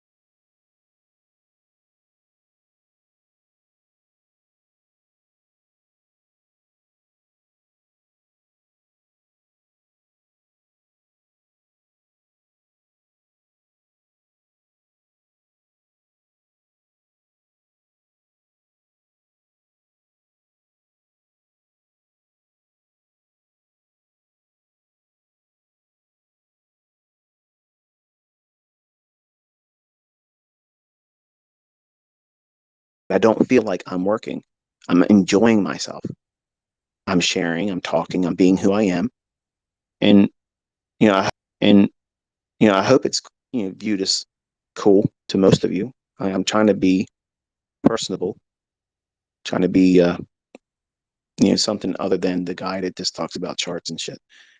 Yeah, I'm a real person. I got real family needs and things that go on. I got kids that don't listen to me. It's, it's the reality of it. You probably had this opinion or held this view that, you know, everything's together, everything's balanced, it's not. It's not. I mean, I have a family, I have in-laws, I have a mother that, isn't close to my children. She has not even seen my two youngest kids except for the day they were born and never seen them since. Could you exist as a grandmother and do that? That's the person that birthed me. She's not supposed to be a mother. She should have never been a mother. But to say that, I wouldn't be here. So it's kind of like a weird thing to say it, but she should have never been a parent. But I have all those things just like you. I have dysfunctional family members. My in-laws, they cannot manage money. You can't help them. You give them something, they lose it. You give them money, they waste it. You can't do anything for them. So I'm just like everybody else. I have the real world problems that just like you have. And me being able to do what you see me do does not make me exempt of that. I'm a real person that manages all these real issues that happen in everybody else's life. And if I can do this, you'll be able to do it too. You're just going to have to work really, really hard and put your mind to it. But I do believe I need to close this one. Not because I'm tired, because I'm not. I'm probably going to go down there and grab something to drink, take the girls out, let them go to the bathroom. I'm probably going to go read some stuff, see what's going on in the world, see what I missed. So tomorrow, Friday, I will not be on Twitter worrying you. And I probably will not be doing anything at all with you on social media until Saturday. So I guess Saturday morning, shotgun will be here again talking about what? I don't know. It won't be this long. I'm quite certain of that. But anyway, if I've kept you company at your job, if I've kept you company wherever you were hanging out with me, hopefully I was good company with you. Hopefully I entertained you.